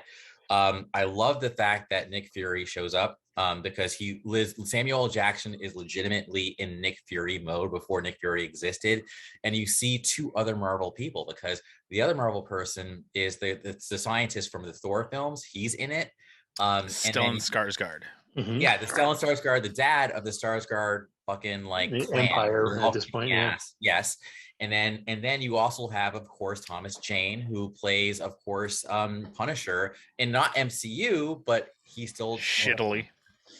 From what I understand. But he was good in the Actually, you know what? No. I take that enjoyed back. that first Punisher. It wasn't the best Punisher.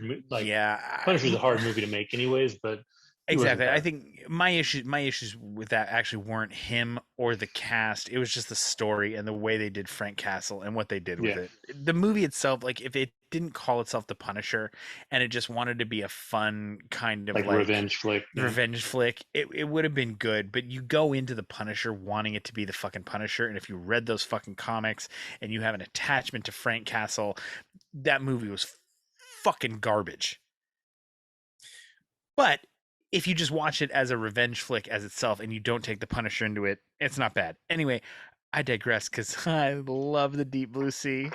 Yes. So Thomas Jane in this film, actually made me think. I wonder if he could have been a better Hawkeye than Jeremy Renner, just because I feel like they're kind of similar, like in terms of their whole thing. But anyway, getting back to the film itself, fun film. I found myself feeling guilty because, when the deaths start happening, they're almost kind of funny because they're fucking hilarious.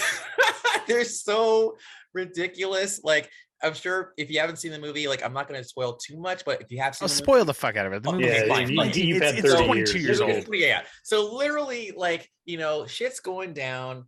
Like, Nick Fury, he has been like, he survived this like avalanche. So he's trying to get all these people who are starting to panic together, like get their shit together. He's making a great speech about how this is what we're going to do. He's talking, and all of a sudden, this fucking shark just jumps out of the fucking water, grabs him, and snatches his ass. And it's like, and literally, because I was expecting it. So when it happened, I actually hit like pause. I hit up Leah. I'm like, Leah, this shit is fucking hilarious. Like, I left her voice down on fucking Facebook. Went back to the movie, hit rewind, and watched that shit again because I was like, oh my god.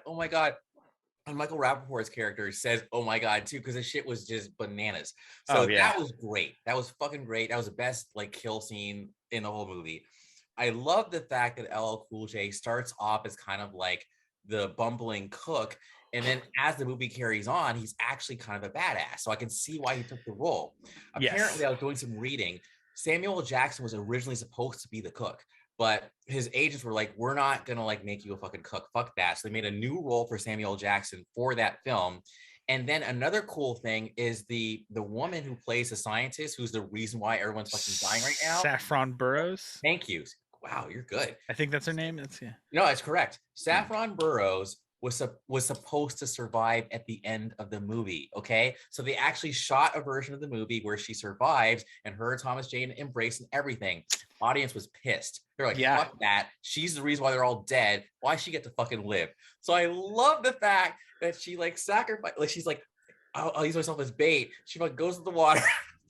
And there's like bleeding and shit. And Thomas Jane's like, get out of the water. And she fucking makes it to the wall, grabs the fucking like handle. The handle breaks off. He's like, I'll save you. He's swimming towards her. And then fucking the shark. I know. just yeah. He fucking and then Michael Rappaport, when his character, first of all, I'm crying now. But his character didn't even want to move after seeing fucking Nick Fury get killed.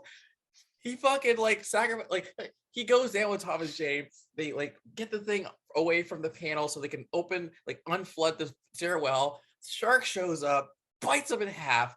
Why is his bottom half still twitching in the water? I fucking loved it. I loved it. So anyway, Deep Blue Sea is a movie that it's not. Oh, by the way, some critics have also called it the best shark film since Jaws. It might be true. It might be true. Up to that point, yeah. Sharknado might trump it. I haven't seen Sharknado, but apparently they made like 4 of them. So that movie's fucking horrible. It's fucking horrible. All 4 of them are fucking horrible, and I've watched all 4 of them because I love Ian Ziering. Why? But what is wrong with you? Because I love Steve Sanders. That's a whole. I like his thing. black Corvette. Cool. You're both me now. No, they are. The thing that why Sharknado works so well and why they are kind of funny is because it's a turd going into it, and it's ridiculous. It does not take itself seriously at all. It knows what it is and it plays into it without it becoming like a Wayans Brothers spoof movie. Right. Right. Like and that's why it's so funny just because that there's a whole series of not just Sharknado, but like there was a Sharktopus, Hmm. which is like there's a whole Yeah, bunch of them yeah. that came out that were just goofy as fucking balls. Sharknado did it the best out of Now all of that them. reminds me of Snakes on a Plane too, because I remember like when we went to the theater, we went to the theater, everyone went waiting for him to say the fucking line, number one, Yes. and then number two, we just knew this movie was just going to be really. I feel like Sharknado, not Sharknado, Deep Blue Sea is almost like a precursor to Snakes on the Plane because this is like. But at least Samuel Jackson didn't die in Snakes on a Plane, right? But in this movie, like it's Samuel L. fucking Jackson. How are you going to kill him like Yeah. the movie in such an unceremonious way? Like that is hilarious. So I randomly caught the other day. I found myself watching it just because it was on TV. I would actually recently watch Snakes on a Plane. Awesome. I wasn't gonna bring it up on the show because it's just fucking watching snakes on a plane. Now it was on like broadcast TV, like it was Oh, on so it's USA censored. or Yeah. TBS or something, so it was censored. It without Samuel L. Jackson cursing, the movie loses all of its fucking charm Yeah. completely. Like it's such a bad bad like disastrous movie. I don't even know what to call it. It's just so bad because and again it is just the way Deep Blue Sea is because every bad thing that can happen just keeps happening and they keep persevering and then the next thing is just more ridiculous than the first thing. Like dude, Deep Blue Sea when they're swimming around the kitchen, Yeah. like that was actually very taut and tense. And Oh yeah. then they swim out and the shark's chasing, and you're just like, get the fuck out of here. They got away from that. Fuck I you. love how like when LL's in the oven and the shark's like trying to like get him, the shark is smart enough to turn the gas on and start like turning on the oven. He fucking climbs out, fucking gets across the way, things like you killed my bird, and he fucking like lights the like lighter and throws it at the shark. Boom! And I was like, I thought Oh my LL was a god. goner, dude. Like that was so cool. I No, loved do you know it. why he wasn't? Well, of Because yea, course. though he walks through the valley of the shadow of Oh death, yes. thy ride and thy nap, I shall fear no evil, because I'm the meanest motherfucker in the valley. Like that whole little prayer. I'm like, Right. oh my god. So That movie is so like it's not like The Room was where you have to watch it because Oh, it's okay. so bad. It's not like that kind of thing. But it does fall into this is so bad, it's good. so good Yes. Especially because see it's it in a so group. bad. See it in a And group it's in the theater. oh It's an yeah, adventure. it because it's so it's not self-aware at all. Yeah. Like at all. Like it's like they tried to make a good movie out of it. Oh yeah. And it's I mean, it's your standard kind of like actioner 90s, The shark Rock. But The flick. Rock's actually good though. But yeah. Yeah. You know, like it's not anything special except with how bad it is. And the deaths are fucking hilarious. Like Hilarious. you can't like that Samuel L. Jackson when the shark basically just fucking jumps out of the water and snatches his ass. Like you instantly know it's going to happen because they pop to a wide shot. So you're Actually, waiting for believe it or something. not, no, I mean, I'm just being wrong. Like, I was like, yes, like this is where the movie really gets started because he said the most like the shark might be the most dangerous thing, but it ain't got shit on man or something like that. He says something like about this is like there was 7 of us, only 5 of us made it out because we got in a fight, so we killed like so let's not fight. Let's figure this shit out. Let's cover this hole before we open the thing and let's get on with it. And everyone's like, like they're ready for it. And then he's fucking dead. Like really dead. Like there's no. Hey, just random. Because I can't remember right now, and it's fucking killing me because we've been talking about. Does Samuel L. Jackson survive Jurassic Park? Oh, It's I don't know assumed that that. he gets out on the boat, right? Like we don't see his body again when they go like when they're back through something. No, Like isn't he it's the just one that dies in the is he kind with of them trying to shelter? reactivate the fucking power? Is he part of that or I think he goes ahead of them, and then all they find is his arm. Right? Isn't that him? Maybe it's not. I think no, I think you may be right. I can't remember right now and it's gonna fucking kill me. Anyway, Yeah. Yeah, Deep Blue Sea. Go watch it if you haven't. If you're listening to the show and you haven't watched it, it is. I know we've spoiled some of it, but seriously, go watch it. It's just fun. It's stupid fucking fun. Like, And I guarantee you, it's probably in one of Andy's top tens by the way, somewhere. it's also on Tubi TV, so this just help you guys out. That's where you can find it. Shameless plug. And if you like, and if well, it is shameless because I got like I know. there, but they don't know that, and he'll be mad at me for doing that again. And of course, if you like Rennie Harlan, who was behind Die Hard 2, which we talked about last week, which of course I know, I think it was Pete. Yeah, you were saying that's a special sentimental film for you. And as well as oh goodness, oh my god, why is this? What's her name? Gina Davis. He married her after that. Gina Davis and Samuel Jackson. Long Kiss Goodnight. Thank you. Which that might be Rennie's best movie.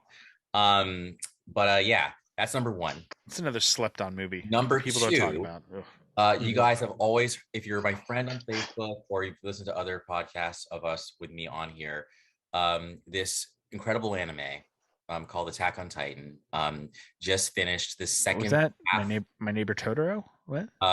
Attack on Titan. Just finished the second part Netflix's of the Voltron season.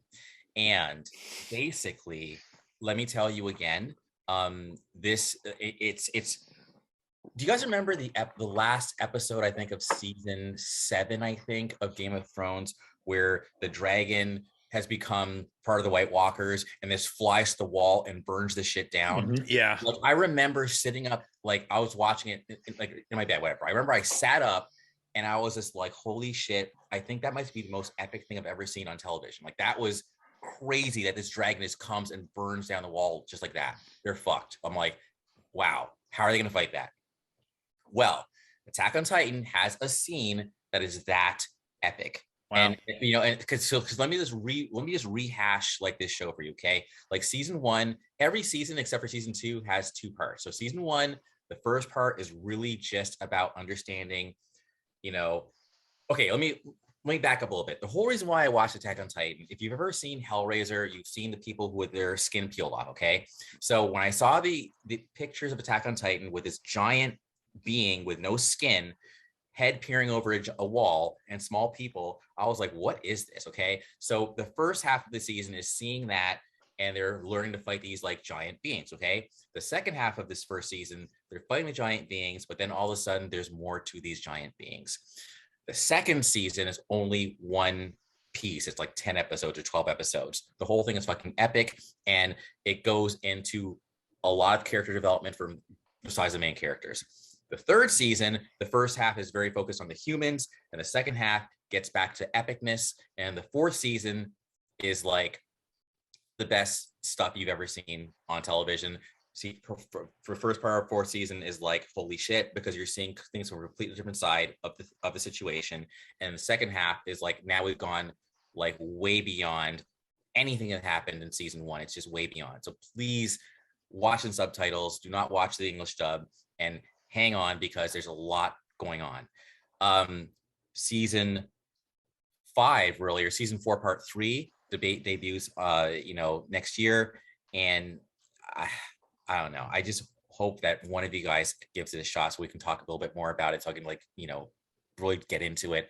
But if you've seen the show, like, just hit me up or like hit up the podcast page so you can say, hey, I've seen the show too. Like, tell me what to talk about, because I love the show so much. Thirdly, Moon Knight. I think all 3 of us have seen that show on Disney Plus. And what I will say is I think the show is off to a great start. The production values are very high. It feels like a film that's just being cut up in different segments. And I like, I like everything I've seen. Oscar Isaac is great at playing 2 different characters. I buy him completely as Steven and Mark. The special effects are really, I think, cool when you see him turn into like Moon Knight, or I think Mr. Knight, or I think that's his name. Mr. Knight. Yeah. Ethan Hawke, plays creepy, dangerous cult leader very, very, very well. So I'm all in. And I want to see, I'm actually already looking forward to seeing how Mark or Steve or Moon Knight interacts with the rest of the Marvel heroes, because it's like this is a different take. It's like, yes, we've gotten like the street kind of like realistic Marvel heroes, you've gotten the cosmic stuff, we've delved into the magical stuff, but now we're dealing with like some ancient god shit. Like what? So like I want to see what his power set is like compared to like the other guys. Like how is he going to fit in with the Avengers? Like this is, I'm already there. That's what I'm thinking about. So y'all just jump in here, man. Well, I the thing about the comics is that he never does fit in with the Avengers. Like he's never yeah, related to them at all. he is more Like that like Moon your Knight is neighborhood Moon Knight. Spider-Man. But he also, in terms of like his villain, like, you know, roster and what he fought, it was very much more like a friendly neighborhood Spider-Man. Maybe it wasn't as localized to Hell's Kitchen and New York as it was, but I don't ever remember, you know, not that I read a ton of Moon Knight or anything, but I don't ever remember him taking on the big giant planet killing, Sure. you know, Yeah. or even city destroying level threat. Like there were some people who had some powers, like he fought some powered individuals, but it was much more like a, you know, like he was fighting kingpins like type guys. Mhm. You So know, he's like it still a was all, street level guy with some more powers than yeah. the regular street level guy. And Well, man, the unfair comparison that he always got was that he was like a Batman. powered Batman. Yeah. no, And I don't think that's right, but that's the comparison that he gets the most. I think part of it is because his costume is yeah, similar, and there's things like that. But at the same time, like he, like you said, he's not dealing with the level of threats that Thor is dealing with, or that, I mean, even Captain America is dealing with, right? Like he's dealing yeah, with, um, a cult leader, which his cult, at least so far as we've seen, isn't as big as, you know, would require an Avengers Totally. interaction, Um, but he's cool, man. I'm a big fan. I'm a big fan of Oscar Isaac. The more stuff I see him in, the more I like him. yeah, he is fucking, you hit it right on the head, Andrew, playing the dual roles very, very well. Like that, you know, that stuff can get very gimmicky with some actors. And I mean, it helps that you do have two characters who are incredible contrasts of each other. So Hmm. there isn't like a, you know, it's the other side of the coin. So it's not like he's playing any subtlety with the other one. But I like the way they've edited it together so that the way that he interacts with himself Hmm. is really kind of cool. I also like, you know what? I like the mirror as a Yes. device. Hmm. Like I think that's a fun device. It's got like it had the potential to be kind of cheesy and it's not. Like they use it well. They use it just enough. Like even when there, I think there was one conversation that they have in episode 2 that you almost want to think it's like the longest interaction they have, but it's still very short. Hmm. And it's, you know, like it works. I love what they're doing with it. Ethan Hawke is creepy as fucking Yeah. balls. Like Hmm. when he's talking to Steve and he's like, you know, walking through everything and trying to convince him about the scarab and everything else. You're like, wow, He's vegan. like Like they try like the soup or the lentil or whatever. this is Like good. Yeah. yeah. Like I get it. This guy is a fucking cult leader, son. Um and I love that he was a former avatar Mm. Oh, of by the way, doesn't maybe not, might be just me, but Khonshu kind of gives me a bit of um uh man, what's wrong with me? Venom vibes in a way, because it's like he's like his voice is like kind of displaced. He's talking to the guy, and there's a little bit of like humor in there, like, oh, the idiot's in control again or whatever. It's like I Well, feel like that mhm. reminds me a bit of it's a Venom. very it's a very interesting voice though too because it's F. Murray Abram. Yeah, Yeah. who's on a small deal, right? Because he is No, He's in Mythic he's Quest. in Mythic Quest that we were talking about on Apple TV Plus, and he actually his character leads us into the episode we're in the second season we were talking about where it's like this kind of dropped out of different. nowhere, Yeah. kind of like completely different, but like amazing little bit of filmmaking that somebody's done. And he's again another one of those slept on actors that like he was really big for a minute and all these little character roles, but when you give him something to play with, he can go all over the place. Yeah. Like on Mythic Quest, he has the potential, and he threatens to be a very annoying dude, but somehow makes him like lovable and endearing in a weird sort of dirty old uncle or grandfather way. Like it's very interesting what he does. But yeah, I'm ready for episode 3. Now here's my next question though. So Khonshu, I think at least so far, is presented as someone who might not necessarily be all good, because Khonshu's like, well, if you don't want to be my avatar, then you know who's next, you know. So what's up with that? Yeah. Well, he's not all good, and I think that's what makes it hard for Moon Knight is because like Mark Spector is doing these things, and I it's funny because I know they give the explanation that Mark was there that Steven was there first, and they make it seem that Mark kind of came to him, like he's possessed him somehow, like it's this other consciousness inside of him. And maybe it's just because we've been talking about multiple personalities, but there is part of me that says it would be a cool fun twist in the little mystery, in as much as instead of Mark having possessed him, Mark is the actual person who created Steven. I'm just from what I've been, again, I'm almost like whatever. I know people who know a lot more about it than I do, but from what I'm reading, I'm seeing a lot more about Mark than Steven. So I'm led to believe that Mark actually might be the real person, but I'm not sure. I mean, I don't know. I don't know. I'm just I really enjoyed the first 2 episodes. Solid performances all the way around. Special effects were great. um I like Disney, take note. You knocked it out of the park with Mandalorian. Obi-Wan threatens to be really, really good. Uh, just do what Marvel does. Just make solid shit. It's all good. Come on, guys, work with me. Come on, Disney, make Star Wars fun again, please. And that's all I have to say about that. Obi-Wan's our last hope, just like Princess Leia said. We'll see.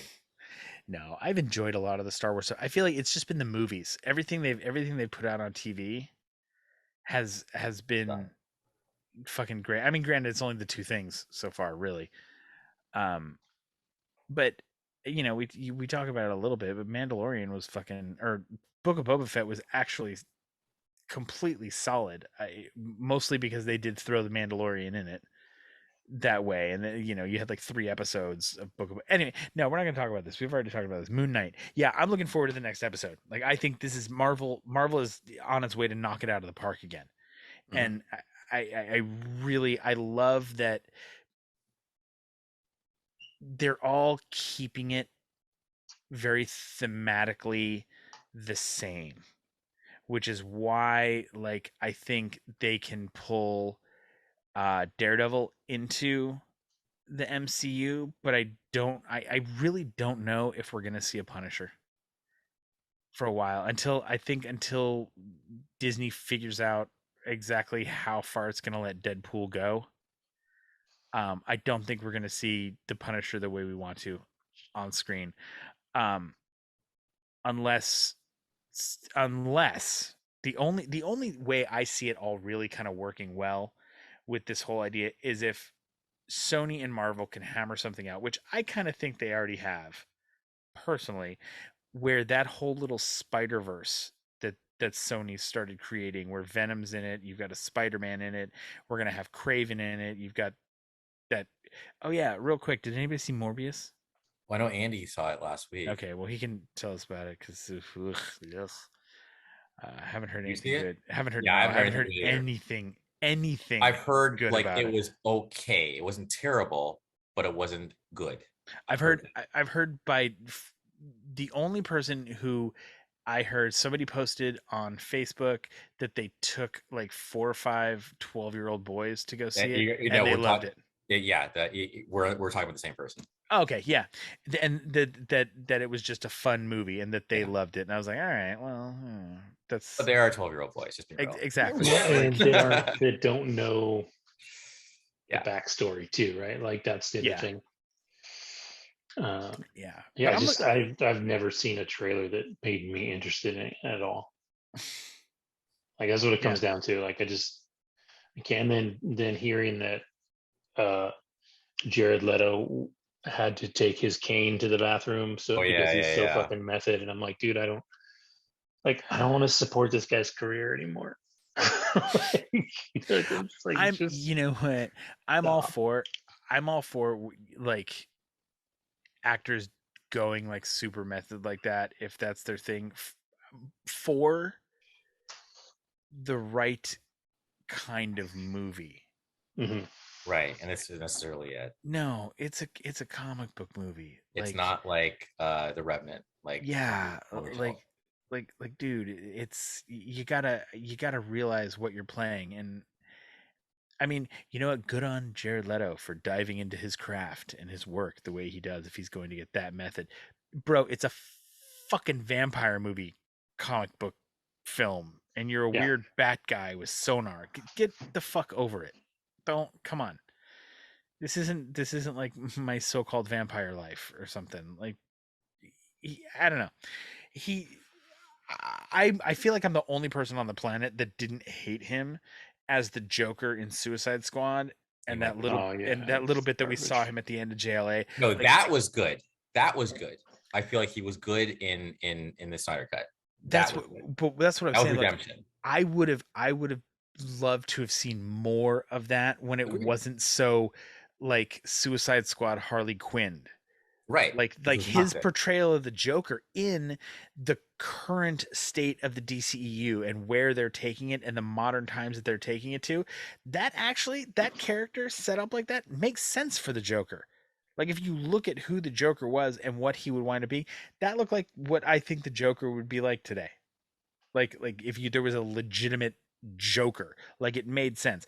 The movie was bad, so they put what could have been slightly good into something like crappy. But well, that's a whole nother story. We're not going to get into DC and Marvel again like that, because we always do that. We'll just stay on the Bastards. episodic trip. Yes. Yeah, Moon Knight, fucking watch it. If you're not watching it yet and you're listening to this show, fucking pause this before we start talking about Lost. Go watch the 2 episodes of Moon Knight that are there before the third one comes out, and come back and say thank you, and anticipating that you're welcome. On to you, Kevin. On Oh, to me. real quick, actually, before we start this, there was one other quick thing that I watched this week, and I'm gonna make it quick, and it's gonna be hard for it to be quick. We did. This is a great way to watch this because it's so much fun. We watched the #1 Star Trek movie of all time, Galaxy Voyage Home? Quest, Oh, Oh, followed up by Never Surrender, the documentary about Galaxy Quest. all right. Like, one right after another. Such a fun way to watch that. Okay. That's I another one believe of those that. Yeah. movies that I put on and it's just on. It can be Are they background. both on Prime right now? Yes. All right. So you can just click what, or I I know know I know the documentary is. I wasn't sure about the actual. documentary is, no, I think Galaxy Quest, it's on Peacock or Hulu. Like, it's on Okay. one of those. Like, it's not it wasn't on one that like you had to have a special subscription for or anything.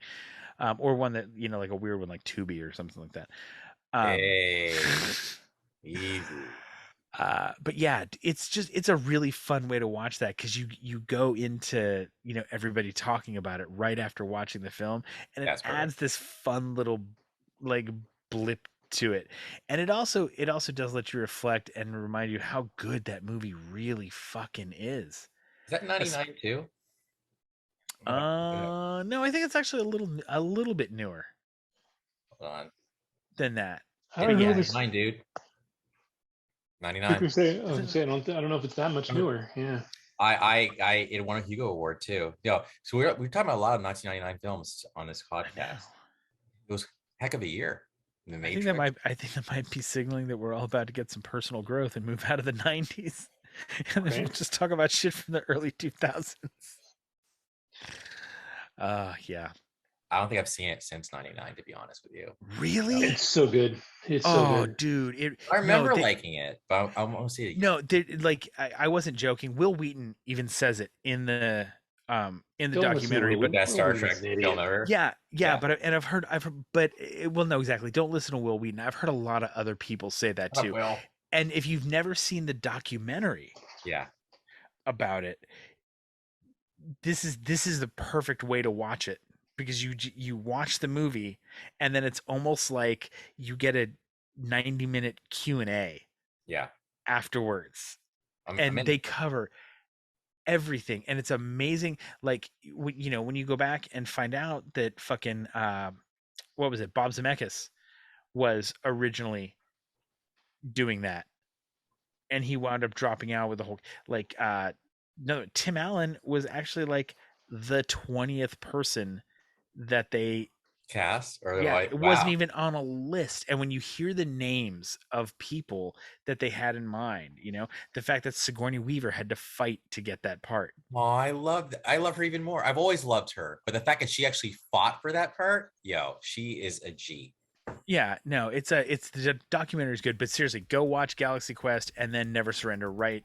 Like back to back. It's just a really cool little experience with that movie. It's so good, but we could spend an entire episode on it. I don't know. I think Kevin's about to fall asleep. Ladies and gentlemen, this has been the All Pop No Culture Podcast. Rate, review, smile, listen again next week. Good God. And watch Attack on Titan, please, because I can't be the only one talking about it, because I feel like a lunatic. Like, you guys need to support me in this. Yes, help me get them to watch the show. Dude, one of us will watch Wings of Haname's. Don't worry about it. It's a classic anime from the 90s that you would dig the shit out of. So listen, subscribe, like. This has been fun. I have no business saying I'm tired, even though I am, because you two are fucking amazing sons of bitches. We even started early tonight. I don't get it.